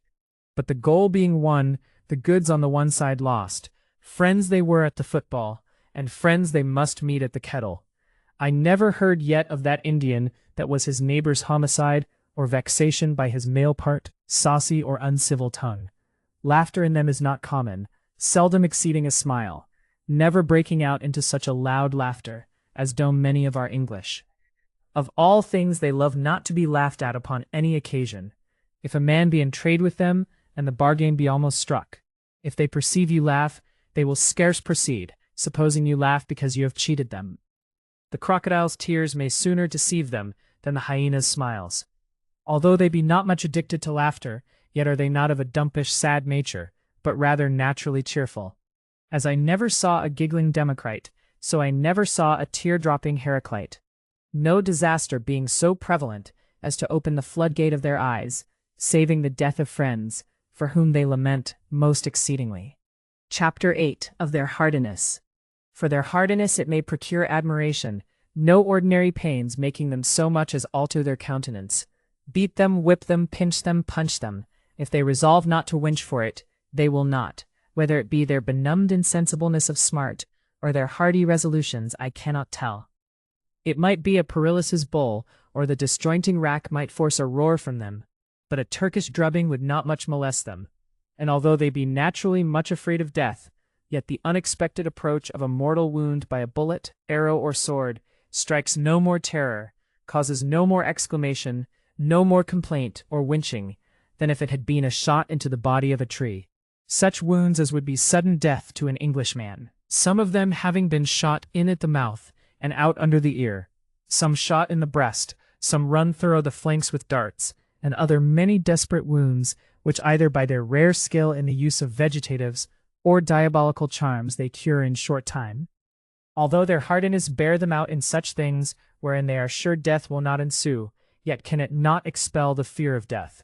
The very name and thoughts of it is so hideous to them, or anything that presents it or threatens it, so terrible, insomuch that 100 of them will run from 2 or 3 guns, though they know they can but dispatch 2 or 3 at a discharge. Yet every man fearing it may be his lot to meet with his last, will not come near that in good earnest, which he dare play withal in jest. To make this good by a passage of experience, 3 men having occasion of trade amongst the Western Indians, went up with some such commodities as they thought most fit for trade. To secure their person they took a carbine, 2 pistols, and a sword, which in outward shew was not great resistance to 100 well-skilled bowmen. The Indians, hearing their guns making a thundering noise, desired to finger one of them, and see it discharged into a tree, wondering much at the percussion of the bullet.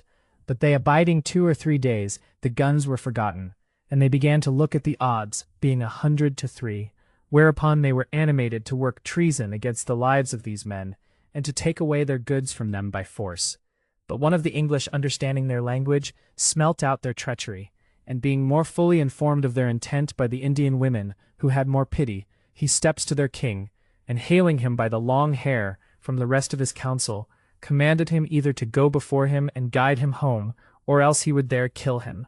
The Sagamore, seeing him so rough, had not the courage to resist him, but went with him 2 miles, but being exasperated by his men who followed him along, to resist and go no further, in the end he would not, neither for fair promises nor fierce threatenings, so that they were constrained there to kill him, which struck such an amazement and daunting into the rest of that naked crew, with the sight of the guns, that though they might easily have killed them, yet had they not the power to shoot an arrow, but followed them, yelling and howling for the death of their king, 40 miles. His goods being left among them, he sent word by other Indians, that unless they sent him his goods again, which he there left, he would serve them as he served their king, whereupon they returned him his commodities, with entreaty of peace, and promises of fairer trade if he came again. If these heartless Indians were so cowed with so slender an onset on their own dunghill, when there were scarce 6 families of ours in the country, what need we now fear them, being grown into thousands, and having knowledge of martial discipline? In the night they need not to be feared, for they will not budge from their own dwellings for fear of their Abamacho, the devil, whom they much fear, specially in evil enterprises. They will rather lie by an English fire than go 1/4 of a mile in the dark to their own dwellings. But they are well freed from this scarecrow since the coming of the English, and less care for his delusions. And whereas it has been reported that there are such horrible apparitions, fearful roarings, thundering, and lightning, raised by the devil, to discourage the English in their settling, I, for mine own part, never saw or heard of any of these things in the country, nor have I heard of any Indians that have lately been put in fear, saving 2 or 3, and they worse scared than hurt, who seeing a Blackmore in the top of a tree, looking out for his way which he had lost, surmised he was Abamacho, or the devil, deeming all devils that are blacker than themselves. And being near to the plantation, they posted to the English, entreated their aid to conjure this devil to his own place, who finding him to be a poor wandering Blackmore, conducted him to his master. Chap 9. Of their wondering at the first view of any strange invention. These Indians, being strangers to arts and sciences, and being unacquainted with the inventions that are common to a civilized people, are ravished with admiration at the first view of any such sight. They took the first ship they saw for a walking island, the mast to be a tree, the sail white clouds, and the discharging of ordnance for lightning and thunder, which did much trouble them. But this thunder being over, and this moving island steadied with an anchor, they manned out their canoes to go and pick strawberries there. But being saluted by the way with a broadside, they cried out, "What much hoggery! So big walk, and so big speak, and by kill," which caused them to turn back, not daring to approach till they were sent for. They do much extol and wonder at the English for their strange inventions, especially for a windmill, which in their esteem was little less than the world's wonder, for the strangeness of his whisking motion, and the sharp teeth biting the corn, as they term it, into such small pieces. They were loath at the first to come near to his long arms, or to abide in so tottering a tabernacle, though now they dare go anywhere, so far as they have an English guide. The first ploughman was counted little better than a luggler, the Indians seeing the plough tear up more ground in a day than their clamshells could scrape up in a month, desired to see the workingmanship of it, and viewing well the coulter and share, perceiving it to be iron, told the ploughman he was almost abamocho, almost as cunning as the devil. But the fresh supplies of new and strange objects hath lessened their admiration, and quickened their inventions, and desire of practicing such things as they see, wherein they express no small ingenuity and dexterity of wit, being neither furthered by art or long experience. It is thought they would soon learn any mechanical trades, having quick wits, understanding apprehensions, strong memories, with nimble inventions, and a quick hand in using of the axe or hatchet, or such like tools. Much good might they receive from the English, and much might they benefit themselves, if they were not strongly fettered in the chains of idleness, so as that they had rather starve than work, following no employments, saving such as are sweetened with more pleasures and profit than pains or care. And this is indeed one of the greatest accusations that can be laid against them, which lies but upon the men, the women being very industrious. But it may be hoped that good example and good instructions may bring them to a more industrious and provident course of life. For already, as they have learned much subtlety and cunning by bargaining with the English, so have they a little degenerated from some of their lazy customs, and shew themselves more industrious. To set them out in their best colours, they be wise in their carriage, subtle in their dealings, true in their promise, honest in defraying of their debts, though poverty constrain them to be something long before. Some having died in the English debt, have left beaver by order of will for their satisfaction. They be constant in friendship, merrily conceited in discourse, not luxuriously abounding in youth, nor dotingly froward in old age, many of them being much civilized since the English colonies were planted, though but little edified in religion. They frequent often the English churches, where they will sit soberly, though they understand not such hidden mysteries. They do easily believe some of the history of the Bible, as the creation of the world, the making of man with his fall, but come to tell them of a Savior with all the passages of the gospel, and it exceeds so far their Indian belief, that they will cry out, Pocatni, id est, is it possible?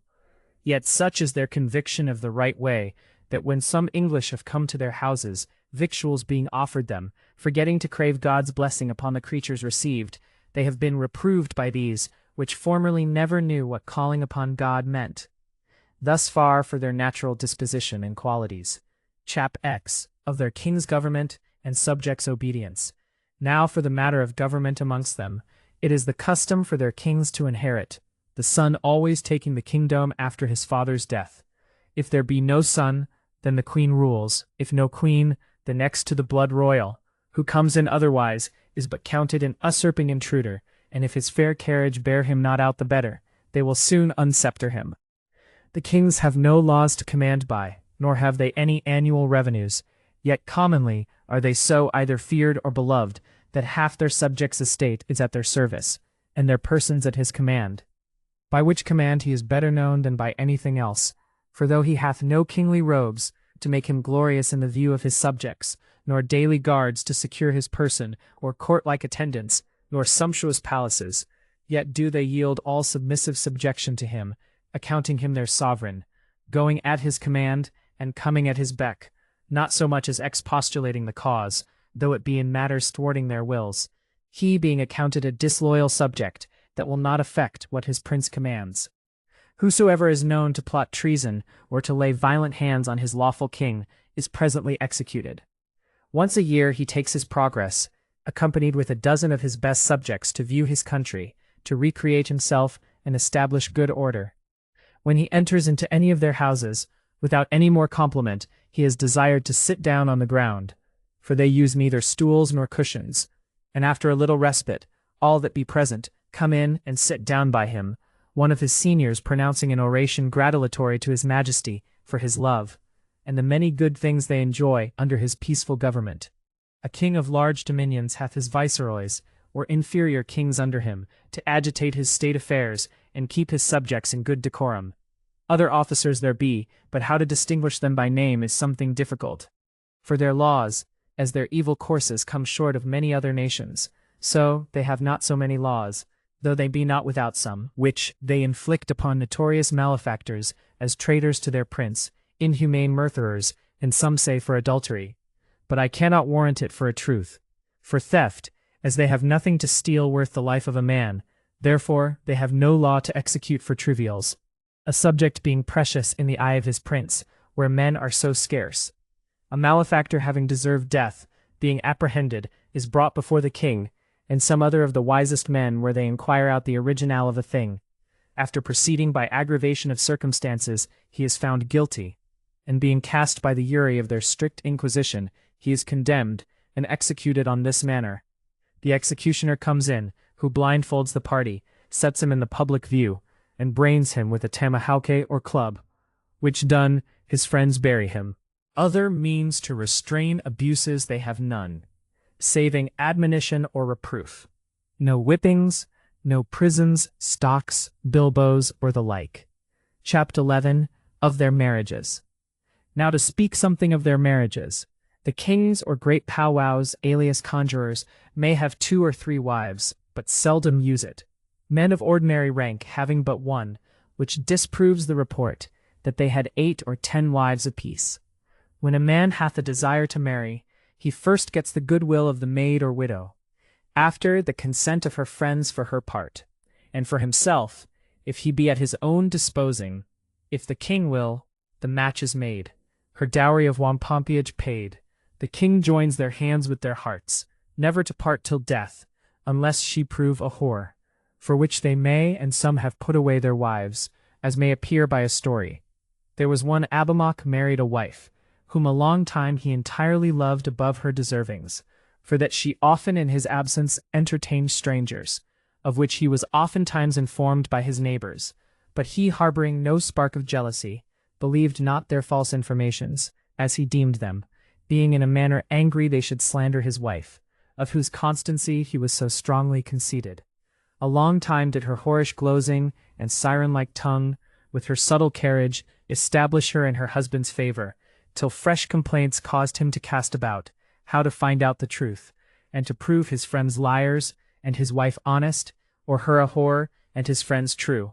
Whereupon he pretended a long journey to visit his friends, providing all accoutrements for a fortnight's journey, telling his wife it would be so long before she could expect his return, who outwardly sorrowed for his departure, but inwardly rejoiced that she should enjoy the society of her old leman, whom she sent for with expedition, not suspecting her husband's plot, who lay not many miles off in the woods, who after their dishonest revellings, when they were in their midnight sleep, approaches the wigwam, enters the door which was neither barred nor locked, makes a light to discover what he little suspected, but finding his friend's words to be true, he takes a good bastinado in his hand, brought for the same purpose, dragging him by the hair from his usurped bed, so lamentably beating him, that his battered bones and bruised flesh made him a fitter subject for some skilful surgeon than the lovely object of a lustful strumpet, which done, he put away his wife, exposing her to the courtesy of strangers for her maintenance,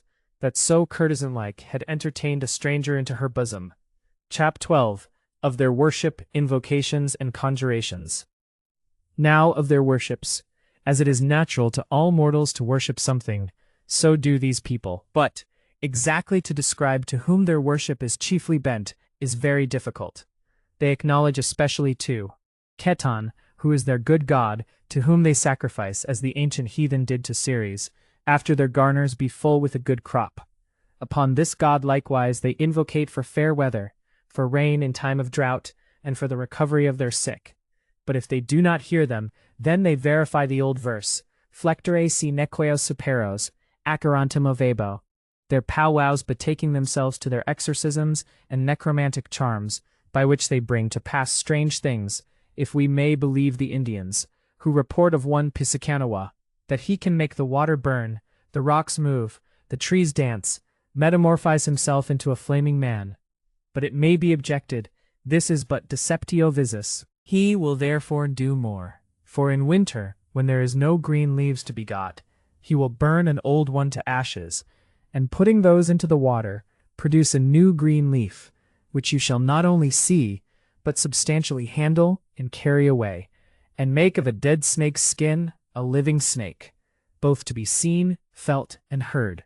This I write but upon the report of the Indians, who confidently affirm stranger things, but to make manifest that by God's permission, through the devil's help, their charms are a force to produce effects of wonderment. An honest gentleman related a story to me, being an eyewitness of the same. A powwow having a patient with the stump of some small tree run through his foot, being past the cure of his ordinary surgery, betook himself to his charms, and being willing to shew his miracle before the English stranger, he wrapped a piece of cloth about the foot of the lame man.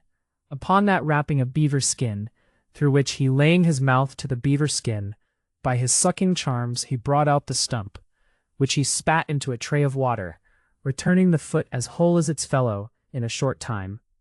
The manner of their action in their conjuration is thus: the parties that are sick or lame being brought before them, the powwow sitting down, the rest of the Indians giving attentive audience to his imprecations and invocations, and after the violent expression of many a hideous bellowing and groaning, he makes a stop, and then all the auditors with one voice utter a short canto, which done, the powwow still proceeds in his invocations, sometimes roaring like a bear, other times groaning like a dying horse, foaming at the mouth like a chased boar, smiting on his naked breast and thighs with such violence as if he were mad.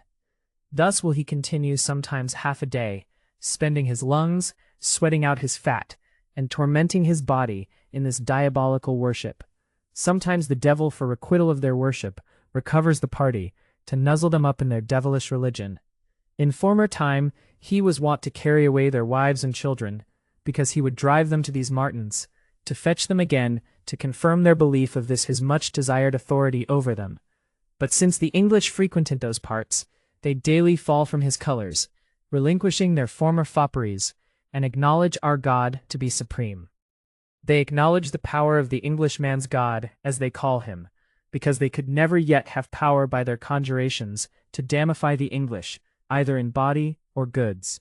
And besides, they say he's a good God that sends them so many good things, so much good corn, so many cattle, temperate rains, fair seasons, which they likewise are the better for, since the arrival of the English. The times and seasons being much altered in 7 or 8 years, freer from lightning and thunder, long droughts, sudden and tempestuous dashes of rain, and lamentable cold winters. Chap. 13. Of their wars. Their old soldiers being swept away by the plague, which was very rife amongst them, about 14 years ago, and resting themselves secure under the English protection, they do not now practice anything in martial feats worth observation, saving that they make themselves forts to fly into, if the enemies should unexpectedly assail them. These forts some be 40 or 50 foot square, erected of young timber trees, 10 or 12 foot high, rammed into the ground with undermining within, the earth being cast up for their shelter against the dischargements of their enemies, having loopholes to send out their winged messengers, which often deliver their sharp and bloody embassies in the tawny sides of their naked assailants, who wanting butting rams and battering ordnances to command at distance, lose their lives by their too near approachments. These use no other weapons in war than bows and arrows, saving that their captains have long spears, on which if they return conquerors, they carry the heads of their chief enemies that they slay in the wars, it being the custom to cut off their heads, hands, and feet, to bear home to their wives and children, as true tokens of their renowned victory. When they go to their wars, it is their custom to paint their faces with diversity of colors, some being all black as jet, some red, some half red and half black, some black and white, others spotted with divers kinds of colors, being all disguised to their enemies, to make them more terrible to their foes, putting on likewise their rich eaules, pendants, and wampumage, to put them in mind, they fight not only for their children, wives, and lives, but likewise for their goods, lands, and liberties. Being thus armed with this warlike paint, the antique warriors make towards their enemies in a disordered manner, without any soldier-like marching or warlike postures, being deaf to any word of command, ignorant of falling off or falling on, of doubling ranks or files, but let fly their winged shaftments without either fear or wit. Their artillery being spent, he that hath no arms to fight, finds legs to run away. See Hap. 12:18. Their games and sports of activity. But to leave their wars, and to speak of their games in which they are more delighted and better experienced, spending half their days in gaming and lazing. They have two sorts of games, one called puim, the other hubbub, not much unlike cards and dice, being no other than lottery. Puim is 50 or 60 small bents of a foot long, which they divide to the number of their gamesters, shuffling them first between the palms of their hands. He that hath more than his fellow is so much the forwarder in his game. Many other strange whimsies be in this game, which would be too long to commit to paper. He that is a noted gamester hath a great hole in his ear, wherein he carries his puims, in defiance of his antagonists. Hubbub is 5 small bones in a small smooth tray. The bones be like a die, but something flatter, black on the one side and white on the other, which they place on the ground, against which violently thumping the platter, the bones mount changing colors with the windy whisking of their hands to and fro, which action in that sport they much use, smiting themselves on the breast and thighs, crying out, hub, hub, hub. They may be heard playing at this game a quarter of a mile off. The bones being all black or white, make a double game. If 3 be of a color and 2 of another, then they afford but a single game. 4 of a color and 1 differing is nothing. So long as a man wins, he keeps the tray, but if he lose, the next man takes it. They are so bewitched with these 2 games, that they will lose sometimes all they have, beaver, moose skinnes, kettles, wampumage, mohackies, hatchets, knives, all is confiscate by these 2 games. For their sports of activity, they have commonly but 3 or 4, as football, shooting, running, and swimming. When they play country against country, there are rich goals, all behung with wampumage, mohackies, beaver skins, and black otter skins. It would exceed the belief of many to relate the worth of one goal, wherefore it shall be nameless. Their goals be a mile long, placed on the sands, which are as even as a board. Their ball is no bigger than a handball, which sometimes they mount in the air with their naked feet. Sometimes it is swayed by the multitude. Sometimes also it is 2 days before they get a goal. Then they mark the ground they win, and begin there the next day. Before they come to this sport, they paint themselves, even as when they go to war, in policy to prevent future mischief, because no man should know him that moved his patience or accidentally hurt his person, taking away the occasion of studying revenge. Before they begin, their arms be disordered, and hung upon some neighboring tree, after which they make a long scrowl on the sand, over which they shake loving hands, and with laughing hearts scuffle for victory. While the men play, the boys pipe, and the women dance and sing trophies of their husbands' conquests. All being done, a feast summons their departure.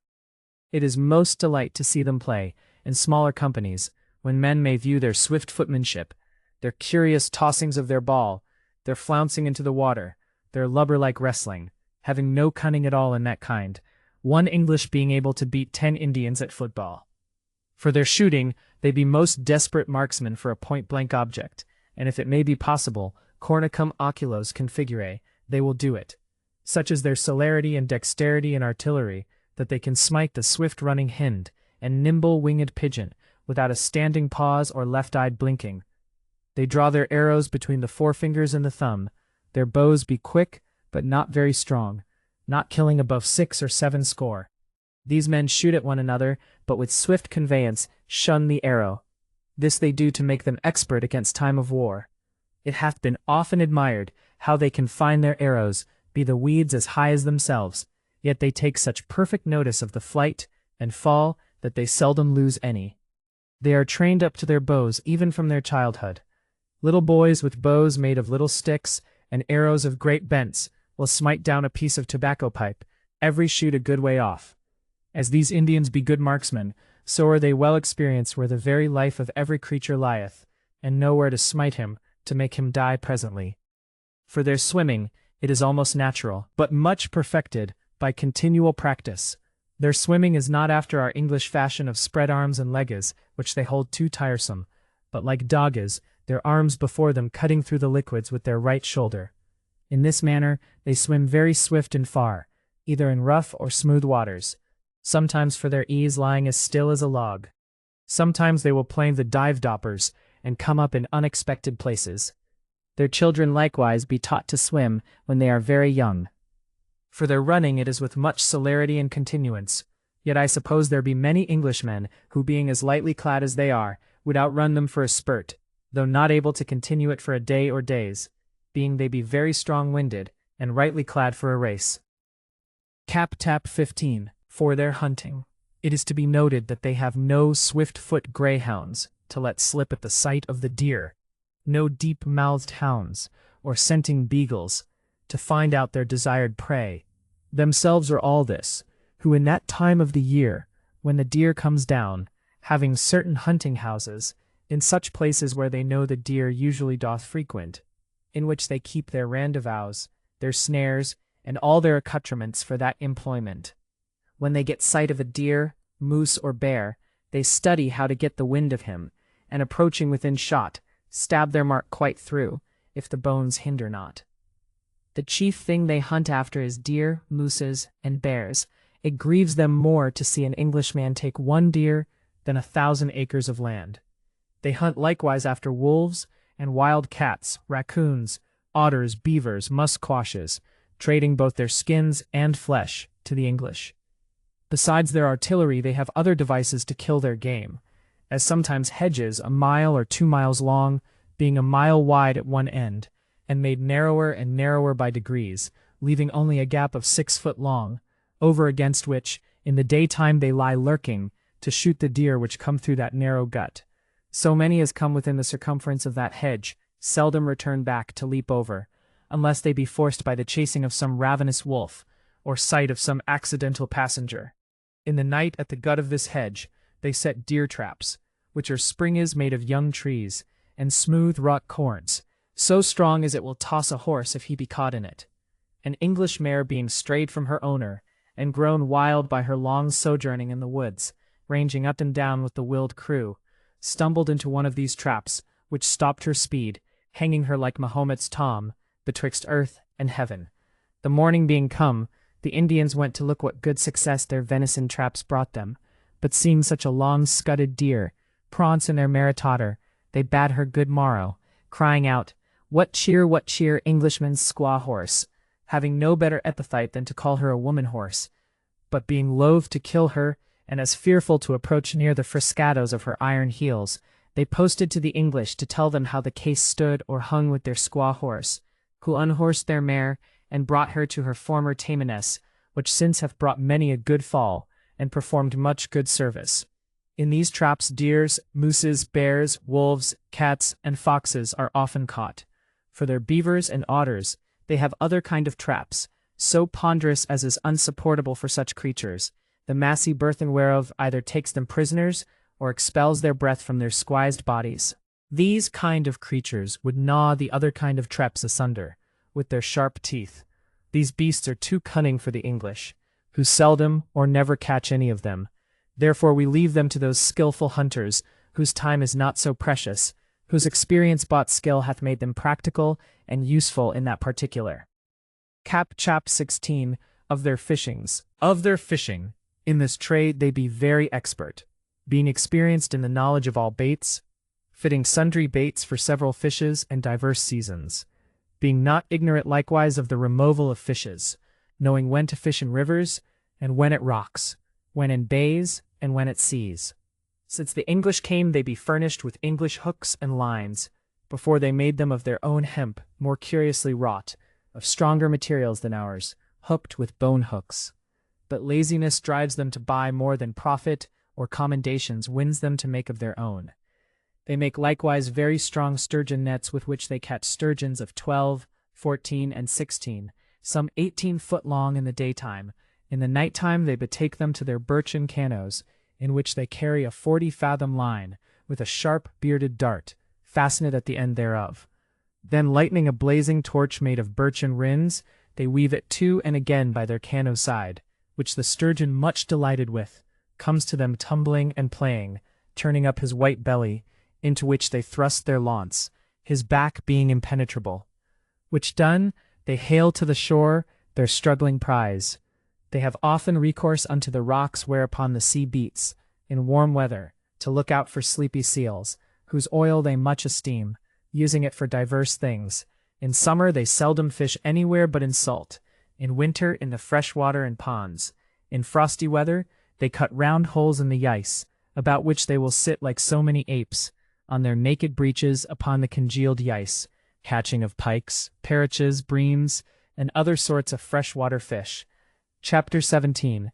Of their arts and manufactures, of their several arts and employments, as first in dressing of all manner of skins, which they do by scraping and rubbing, afterwards painting them with antique embroiderings in unchangeable colors. Sometimes they take off the hair, especially if it be not killed in season. Their bows they make of a handsome shape, strung commonly with the sinews of mooses. Their arrows are made of young eldern, feathered with feathers of eagles' wings and tails, headed with brass in shape of a heart or triangle, fastened in a slender piece of wood, 6 or 8 inches long, which is framed to put loose in the pithy eldern, that is bound fast for riving. Their arrows be made in this manner, because the arrow might shake from his head, and be left behind for their finding, and the pile only remain to gall the wounded beast. Their cordage is so even, soft, and smooth, that it looks more like silk than hemp.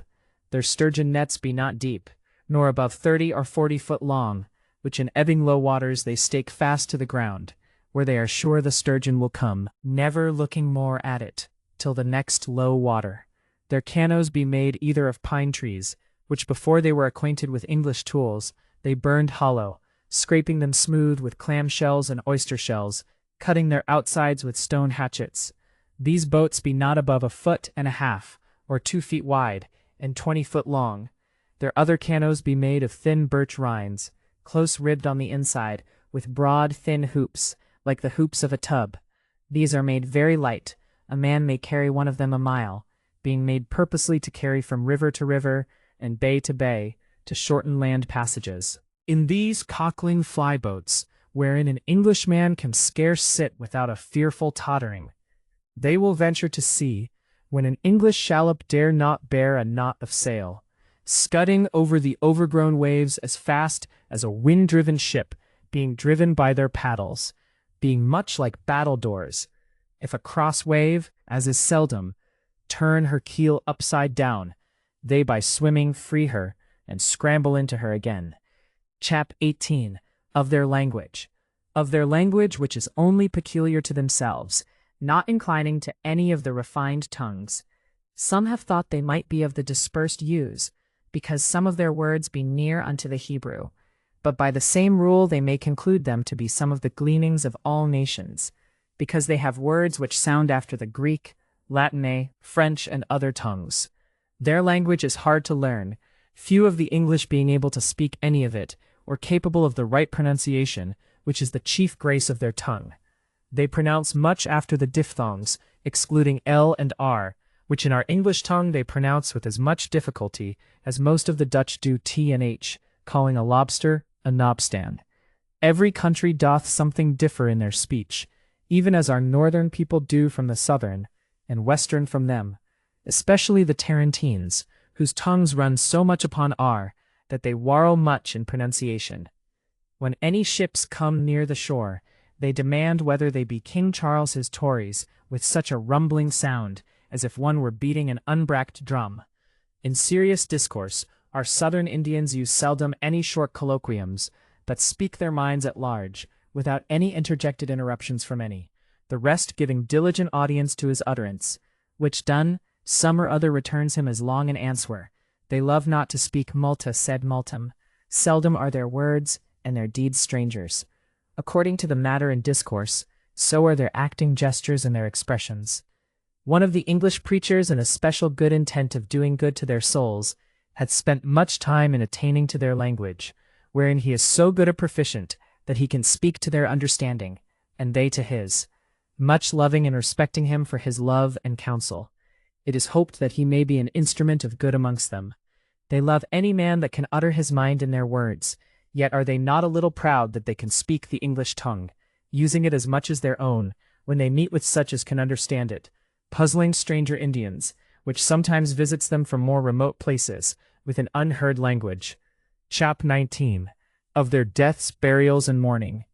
Although the Indians be of lusty and healthful bodies, not experimentally knowing the catalogue of those health-wasting diseases which are incident to other countries, as fevers, pleurisy, calentures, agues, obstructions, consumptions, subfumigations, convulsions, apoplexies, dropsies, gouts, stones, toothaches, pox, measles, or the like, but spin out the thread of their days to a fair length, numbering 60, 80, some 100 years before the world's universal summoner cite them to the craving grave.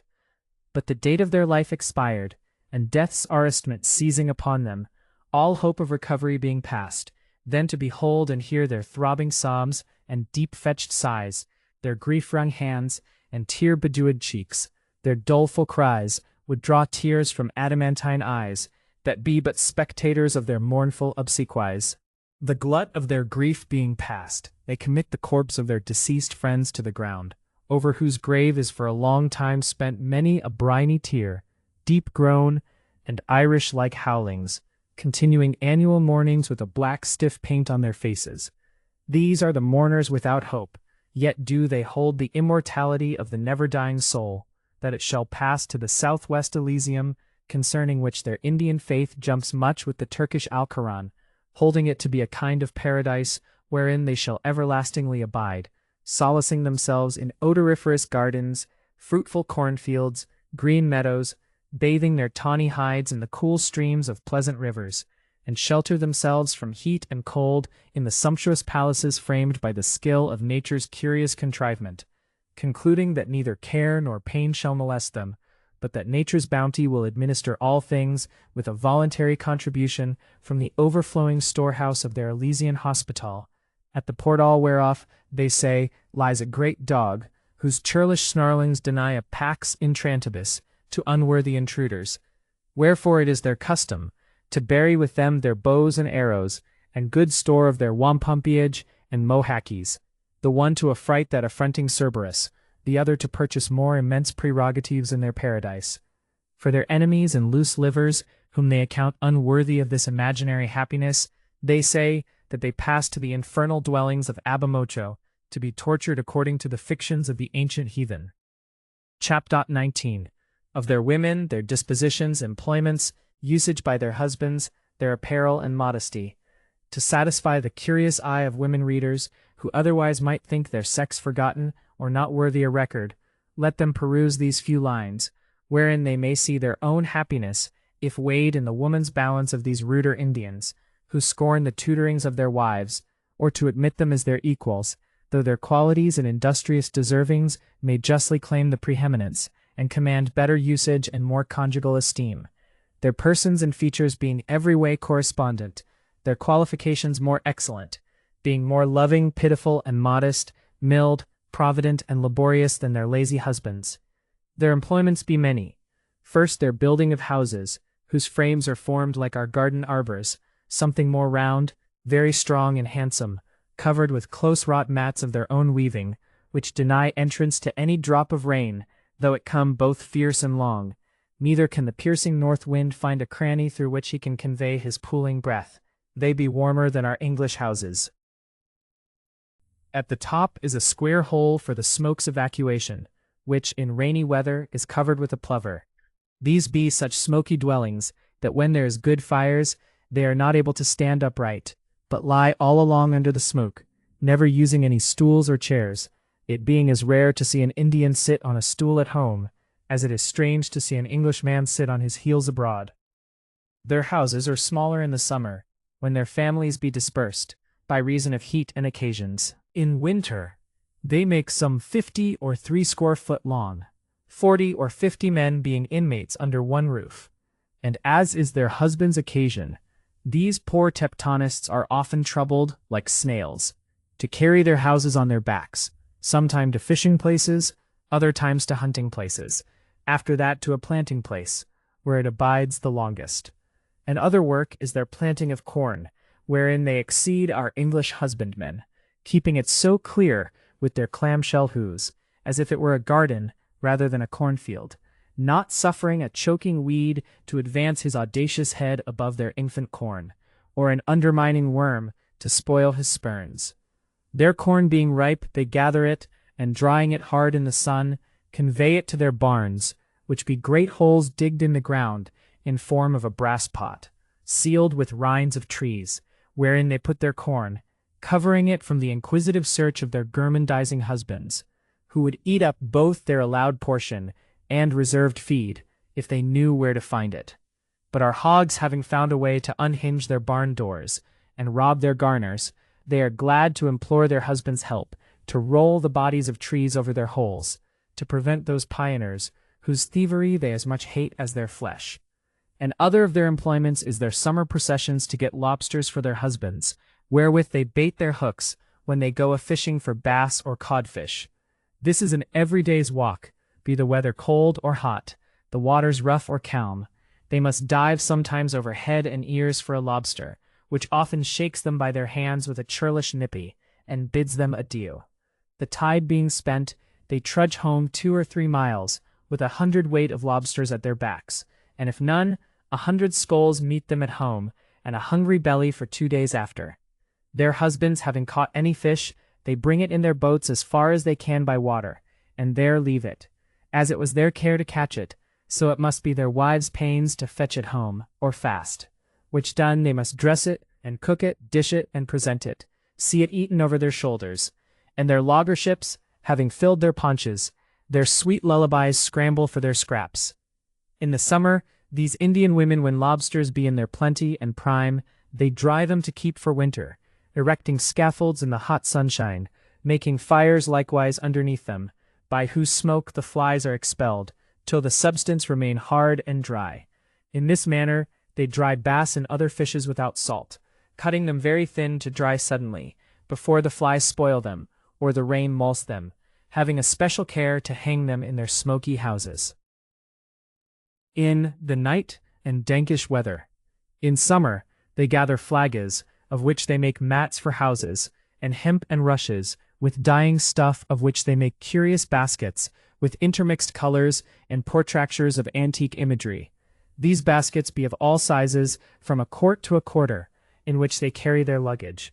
In winter time they are their husbands' caterers, trudging to the clam banks for their belly timber, and their porters to lug home their venison, which their laziness exposes to the wolves, till they impose it upon their wives' shoulders. They likewise sew their husbands' shoes, and weave coats of turkey feathers, besides all their ordinary household drudgery which daily lies upon them, so that a big belly hinders no business, nor a childbirth takes much time, but the young infant being greased and sooted, wrapped in a beaver skin, bound to his good behavior with his feet up to his bum, upon a board 2 foot long and 1 foot broad, his face exposed to all nipping weather. This little papoose travels about with his barefooted mother, to paddle in the icy clam banks after 3 or 4 days of age, have sealed his passport and his mother's recovery. For their carriage it is very civil, smiles being the greatest grace of their mirth. Their music is lullabies to quiet their children, who generally are as quiet as if they had neither spleen or lungs. To hear one of these Indians unseen, a good ear might easily mistake their untaught voice for the warbling of a well-tuned instrument. Such command have they of their voices. These women's modesty drives them to wear more clothes than their men, having always a coat of cloth or skins wrapped like a blanket about their loins, reaching down to their hams, which they never put off in company. If a husband have a mind to sell his wife's beaver petticoat, as sometimes he doth, she will not put it off until she have another to put on, Commendable is their mild carriage and obedience to their husbands, notwithstanding all this their customary churlishness and savage inhumanity. Not seeming to delight in frowns or offering to word it with their lords, not presuming to proclaim their female superiority to the usurping of the least title of their husband's charter, but rest themselves content under their helpless condition, counting it the woman's portion. Since the English arrival comparison hath made them miserable, for seeing the kind usage of the English to their wives, they do as much condemn their husbands for unkindness, and commend the English for their love, as their husbands commending themselves for their wit in keeping their wives industrious, do condemn the English for their folly in spoiling good working creatures. These women resort often to the English houses, where pairs cum paribus congregate, in sex I mean, they do somewhat ease their misery by complaining, and seldom part without a relief. If her husband come to seek for his squaw, and begin to bluster, the English woman betakes her to her arms, which are the warlike ladle, and the scalding liquors, threatening blistering to the naked runaway, who is soon expelled by such liquid combinations. In a word, to conclude this woman's history, their love to the English hath deserved no small esteem, ever presenting them something that is either rare or desired, as strawberries, hurtleberries, raspberries, gooseberries, cherries, plums, fish, and other such gifts as their poor treasury yields them. But now it may be that this relation of the churlish and inhumane behavior of these ruder Indians towards their patient wives may confirm some in the belief of an aspersion, which I have often heard men cast upon the English there, as if they should learn of the Indians to use their wives in the like manner, and to bring them to the same subjection, as to sit on the lower hand, and to carry water, and the like drudgery. But if my own experience may outbalance an ill-grounded scandalous rumor, I do assure you, upon my credit and reputation, that there is no such matter, but the women find there as much love, respect, and ease, as here in Old England. I will not deny, but that some poor people may carry their own water, and do not the poorer sort in England do the same? Witness your London tankard-bearers, and your country cottagers. But this may well be known to be nothing, but the rancorous venom of some that bear no good will to the plantation. For what need they carry water, seeing every one hath a spring at his door, or the sea by his house? Thus much for the satisfaction of women, touching this entrenchment upon their prerogative, as also concerning the relation of these Indian squaws. Because many have desired to hear some of the natives' language, I have here inserted a small nomenclator, with the names of their chief kings, rivers, moneths, and days, whereby such as have insight into the tongues may know to what language it is most inclining, and such as desire it as an unknown language only may reap delight, if they can get no profit. A Aboriginian, an Indian Abamocho, the devil Aunum, a dog, Alsup, a raccoon, Also how now cock lobstar, Asawag will you play a saw up tomorrow? Askoskoy green, Alsama petu quanok, give me some bread. Apeps now og when I see it I will tell you my mind. Anoke nuga sieve, an nuaka bed, ouchu wampok today, apause the morn, askam quam palpuchem thanks be given to God, b, boquaquo, the head, bisquat the shoulder bones, c chesko can you lie, kamutan can you steal, cram to kill, chicochava osculari podicum, cowan sleeps, kokum the navel, cause the nails, kanama a spoon, kasaquat bow and arrows, cone the sun, kodatap I drink to you, koatop will you smoke tobacco, kanuk semina it is almost night, kan you good night to you, kawam sin god morrow, koapot ice, dotaguk the backbone, dok tau he neck, what is your name, et chasuk a knife, eat chumness Indian corn, Ian's kasuake, 4 fathoms, isutama quack half a skin of beaver, epimetsis much good may your meat do you, F is not used, ghetto quasit the great toe, ghetto quack the forefinger, ghetto quan the knuckles, ghetto quan the thumb, gegnua og let me see, h haha yes, hawk the body, hamake almost, hub come, hado quo dunamaquanash where did you buy that, hadago we age who lives here, I isat nannies the bread, I cat top faint with hunger, I cato quam very sleepy, kin casinake back of the hand, sita it hurts me, Kakanog wampom page let me see money, Kagmacheo will you eat meat, Ketataga whetstone, Kenny very sharp, Keto tanis lend me money, Kekechoy much pain. Match it is not. Madamoy to die, Mitchin meet Miss Quantum very angry.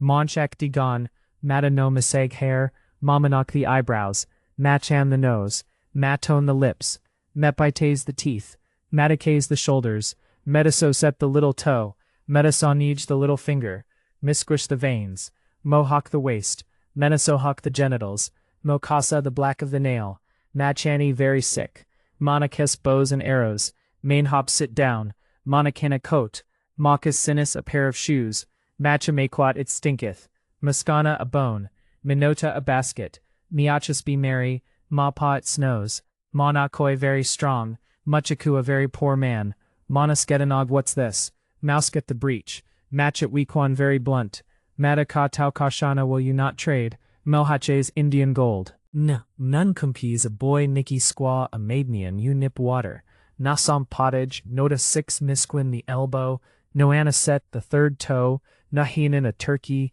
Nick Cone a black bird, Na nonage the middle finger, Napet the arm, Nichiki the hand, Notaquap the skin, Nodcuss the heart, Notpaw knock the breastbone, Nekwa the thighs, Netop a friend, Nenmia give me, Noe can top how do you, Naha Nissus farewell, Noe Paukatan by and by kill, Nenataha I'll fight with you, Noe Kumquaki a codfish, Nepaupe stand by, Noa tut a great journey, Nekau Tauhan no such matter, No Wama he laugheth, No show a father, Nitka a mother, Netcha a brother, Natonquis a kinsman, Nenemis a kinswoman, Nalmaunays my son, Naunays my daughter, No Ansham give me corn, Nemnis take it, Nenema nequita ta ouchu, give me a span of anything.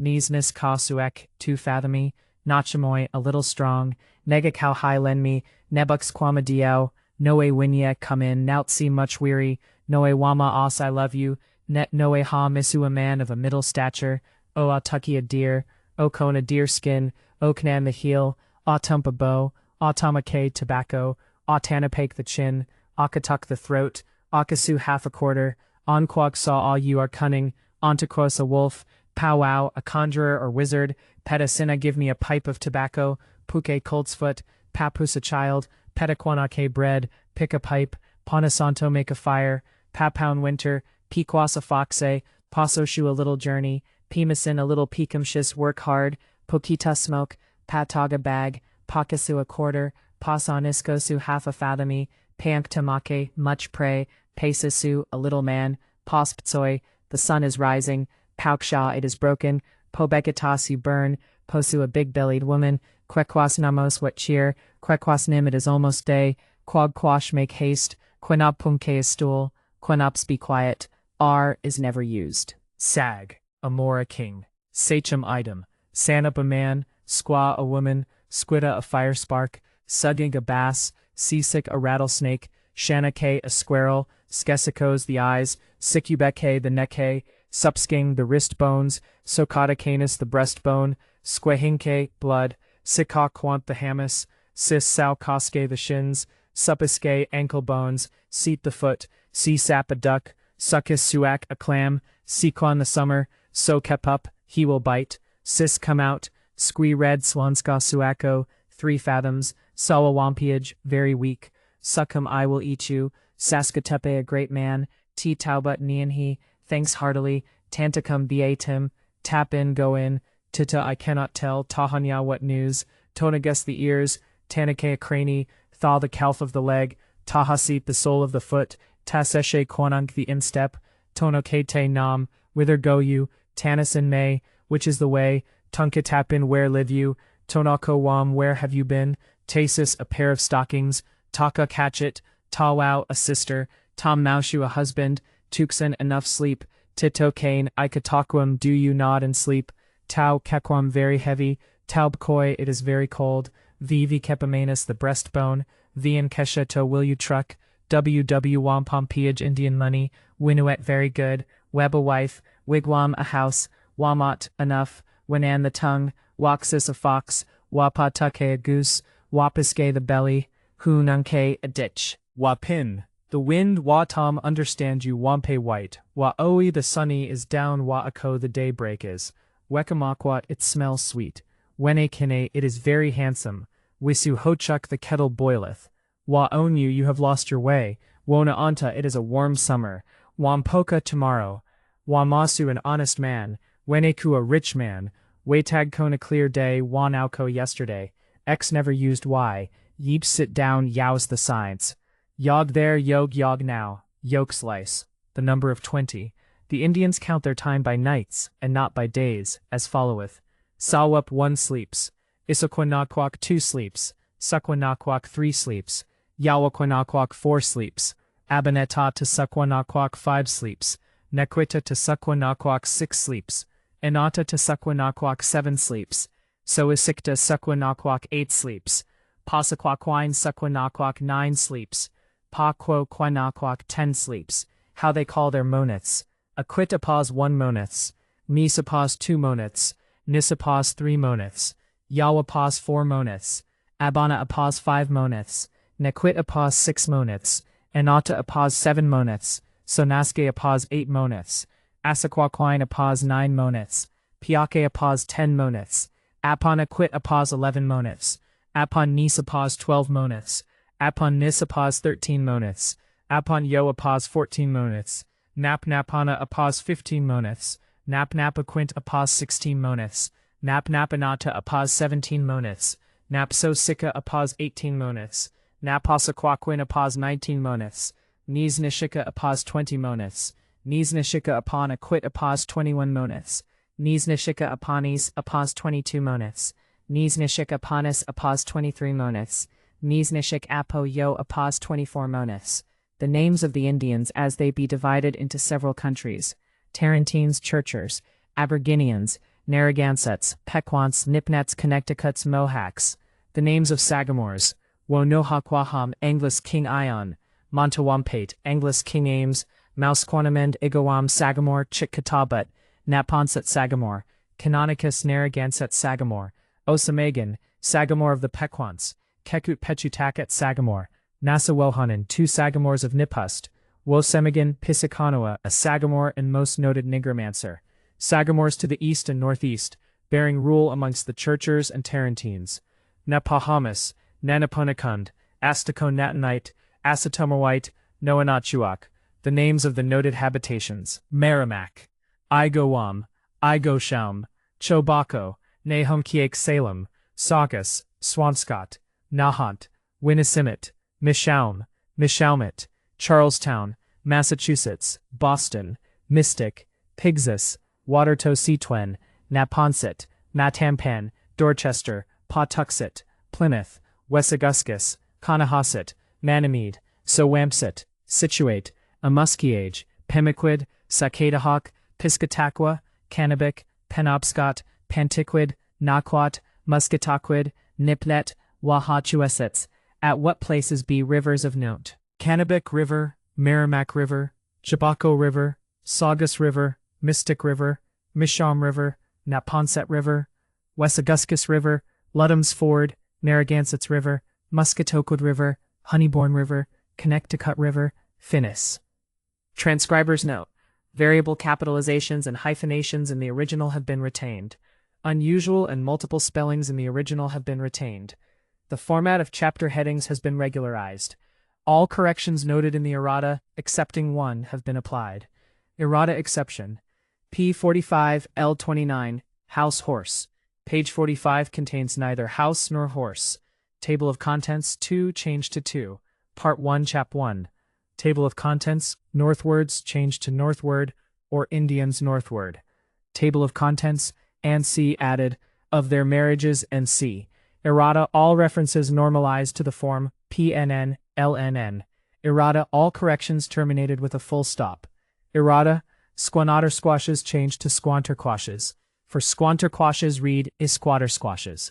Errata, he changed to he. P15, L10, he, they. Errata, spoiling changed to spoiling. L28, spoiling, spoil. Errata, humiliters changed to humiliteers. P27, L21, humiliteers, humilities. Errata, breach changed to breck. L36, breck, beach. Errata, 20 changed to 24. P70, L24, warm, worm. Page 2, comma following cape struck. Plymouth, Cape Ann, Salem. Page 3, trans changed to entrance. Entrance and that not very broad. Page 4, bitter changed to bitter, with deep snows and bitter frost. Page 4, winds changed to windes, few northwest windes. Page 5, second changed to second, a second passage. Page 6, cod italicized, shaping their course for Cape Cod. Page 6, belief changed to belief, startle belief of some. Page 10, tress changed to trees, where the trees grow thin. Page 12, WCH changed to which hath one house in. Page 13, margarine changed to marjoram, as sweet marjoram. Page 14, comma struck after iron, reported that there is iron stone. Page 24, it capitalized to it is observed that they have. Page 25, piece changed to piece, 5 shillings apiece. Page 25, under changed to under, egress being underwater. Page 26, affords changed to affords, as the country affords. Page 29, seggy changed to sedgy, by reedy and sedgy places. Page 32, hving changed to having done with these. Page 32, second and struck, and is likely to prove. Page 33, colon changed to comma, and 1 wide and a foot thick a. Page 36, side note, Wessaugustus changed to Wessauguscus. Page 36, Wessagutus changed to Wessaguscus, which is called Wessauguscus an Indian. Page 36, odd changed to and. Page 37, alewives changed to alewives, although there come no alewives. Page 41, bound changed to abound with woods and water. Page 42, where changed to where, without any where at all. Page 43, Sangus changed to Saugus, northeast from Saugus, lie of Salem. Page 44, Ravenons changed to ravenous, are the ravenous wolves. Page 45, weed changed to weed, this weed is rank poison. Page 45, bitten changed to bitten, whosoever is bitten by. Page 45, soundy changed to soundly, will sleep so soundly that I. Page 47, year changed to year, first year, never swell the second. Page 49, fish added, fish or flesh for their labor. Page 49, affords changed to affords, sure Middlesex affords London no better. Page 49, second and struck, and what to carry. Page 51, well changed to well accommodated with servants. Page 51, industrious changed to industrious, hath an industrious family. Page 52, household stuff changed to household stuff, all manner of household stuff. Page 52, an changed to and, both broad and pitching axes. Page 52, utensils changed to utensils, all utensils for the sea. Page 53, second is struck, there is as much freedom. Page 54, second to struck, 2 curious objections. Page 55, 2 changed to 2, would it be too little? Page 55, likely changed to likely, never likely to remove. Page 56, Narragansets changed to Narragansetts, called Pequots and Narragansetts. Page 58, whereupon changed to whereupon they led him bound. Page 58, thy changed to they, under which they march. Page 59, inhabiting changed to inhabiting, a sagamore inhabiting near. Page 59, semicolon changed to full stop, or lose the saddle, his. Page 62, them changed to them, a make them of green. Page 63, bewray changed to betray, or gray hair betray their age. Page 67, comma inserted after trenchers, without either trenchers, napkins, or knives. Page 67, squouter squashes changed to is-squouter squashes. Is-squouter squashes is their best bread. Page 68, them changed to them, feed them little better. Page 68, summer changed to summer, in summer they must. Page 68, with changed to with this strange viaticum. Page 71, Narragansetts changed to Narragansetts, from the Narragansetts who traded. Page 71, beer changed to deer, haunch of a fat deer. Page 72, well changed to well, who are as well acquainted with. Page 72, Add attachment changed to attachment, fearing attachment, conviction. Page 73. Sagamore changed to sagamore. An Indian sagamore once. Page 74. Anger changed to anger. Yet anger boiling blood. Page 74. Change to lamentable. The lamentable effects of rage. Page 76. Informed changed to informed. Fully informed of their intent. Page 77. Blackmore changed to blackmore. Poor wandering blackmore. Page 83. Sometimes changed to sometimes. Sometimes roaring like a bear. Page 84. Seven changed to seven, altered in 7 or 8 years. Page 87. Winked changed to winged, and nimble winged pigeon. Page 87. Marksman changed to marksman, as these Indians be good marksmen. Page 87. Young changed to young, when they are very young. Page 88. Year changed to year, in that time of the year. Page 88. Musquashes changed to musquashes, otters, beavers, musquashes. Page 88.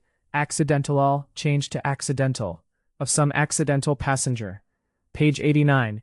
Comma following 14, changed to full stop. 12, 14, and 16, some 18. Foot long, page 90. Birkthen changed to birchen, made of birchen rhymes, page 90. Weather changed to weather, in frosty weather. Page 91. Excluding changed to excluding, excluding L and R. Page 92. Doe changed to doth, doth something differ in there. Page 92. Threed changed to thread, the thread of their days. Page 93. Who changed to whom they account unworthy. Page 96. Hubbins changed to husbands, they are their husbands' caterers. Page 96. Comma struck after beaver, his wife's beaver petticoat. Page 97. Salvage changed to savage, and savage inhumanity. Nomenclator C. Drink changed to smoke. Coatop, will you smoke tobacco? Nomenclator M. Breeze changed to browse, Mammonock the eyebrows. Nomenclator N. Taunus changed to nonus, nonus my daughter. Nomenclator O. Unquag changed to unquag, unquag saw all you are cunning. Nomenclator Q. Full stop struck after quenops, quenops be quiet. Nomenclator S. NMR changed to summer, sequan the summer. Nomenclator Y. All entries regularized to begin with a capital letter. Nomenclator moneths. 16 changed to 19. Naposoquaquin a pause 19 moneths. Nomenclator moneths. Neefnishika changed to Neesnishika. Neesnishika, upon a quit a pause 21 moneths. Nomenclator sagamores. Sagamoes changed to sagamores. 2 sagamores of Mipost. Nomenclator sagamores. Full stop struck after nat nonite.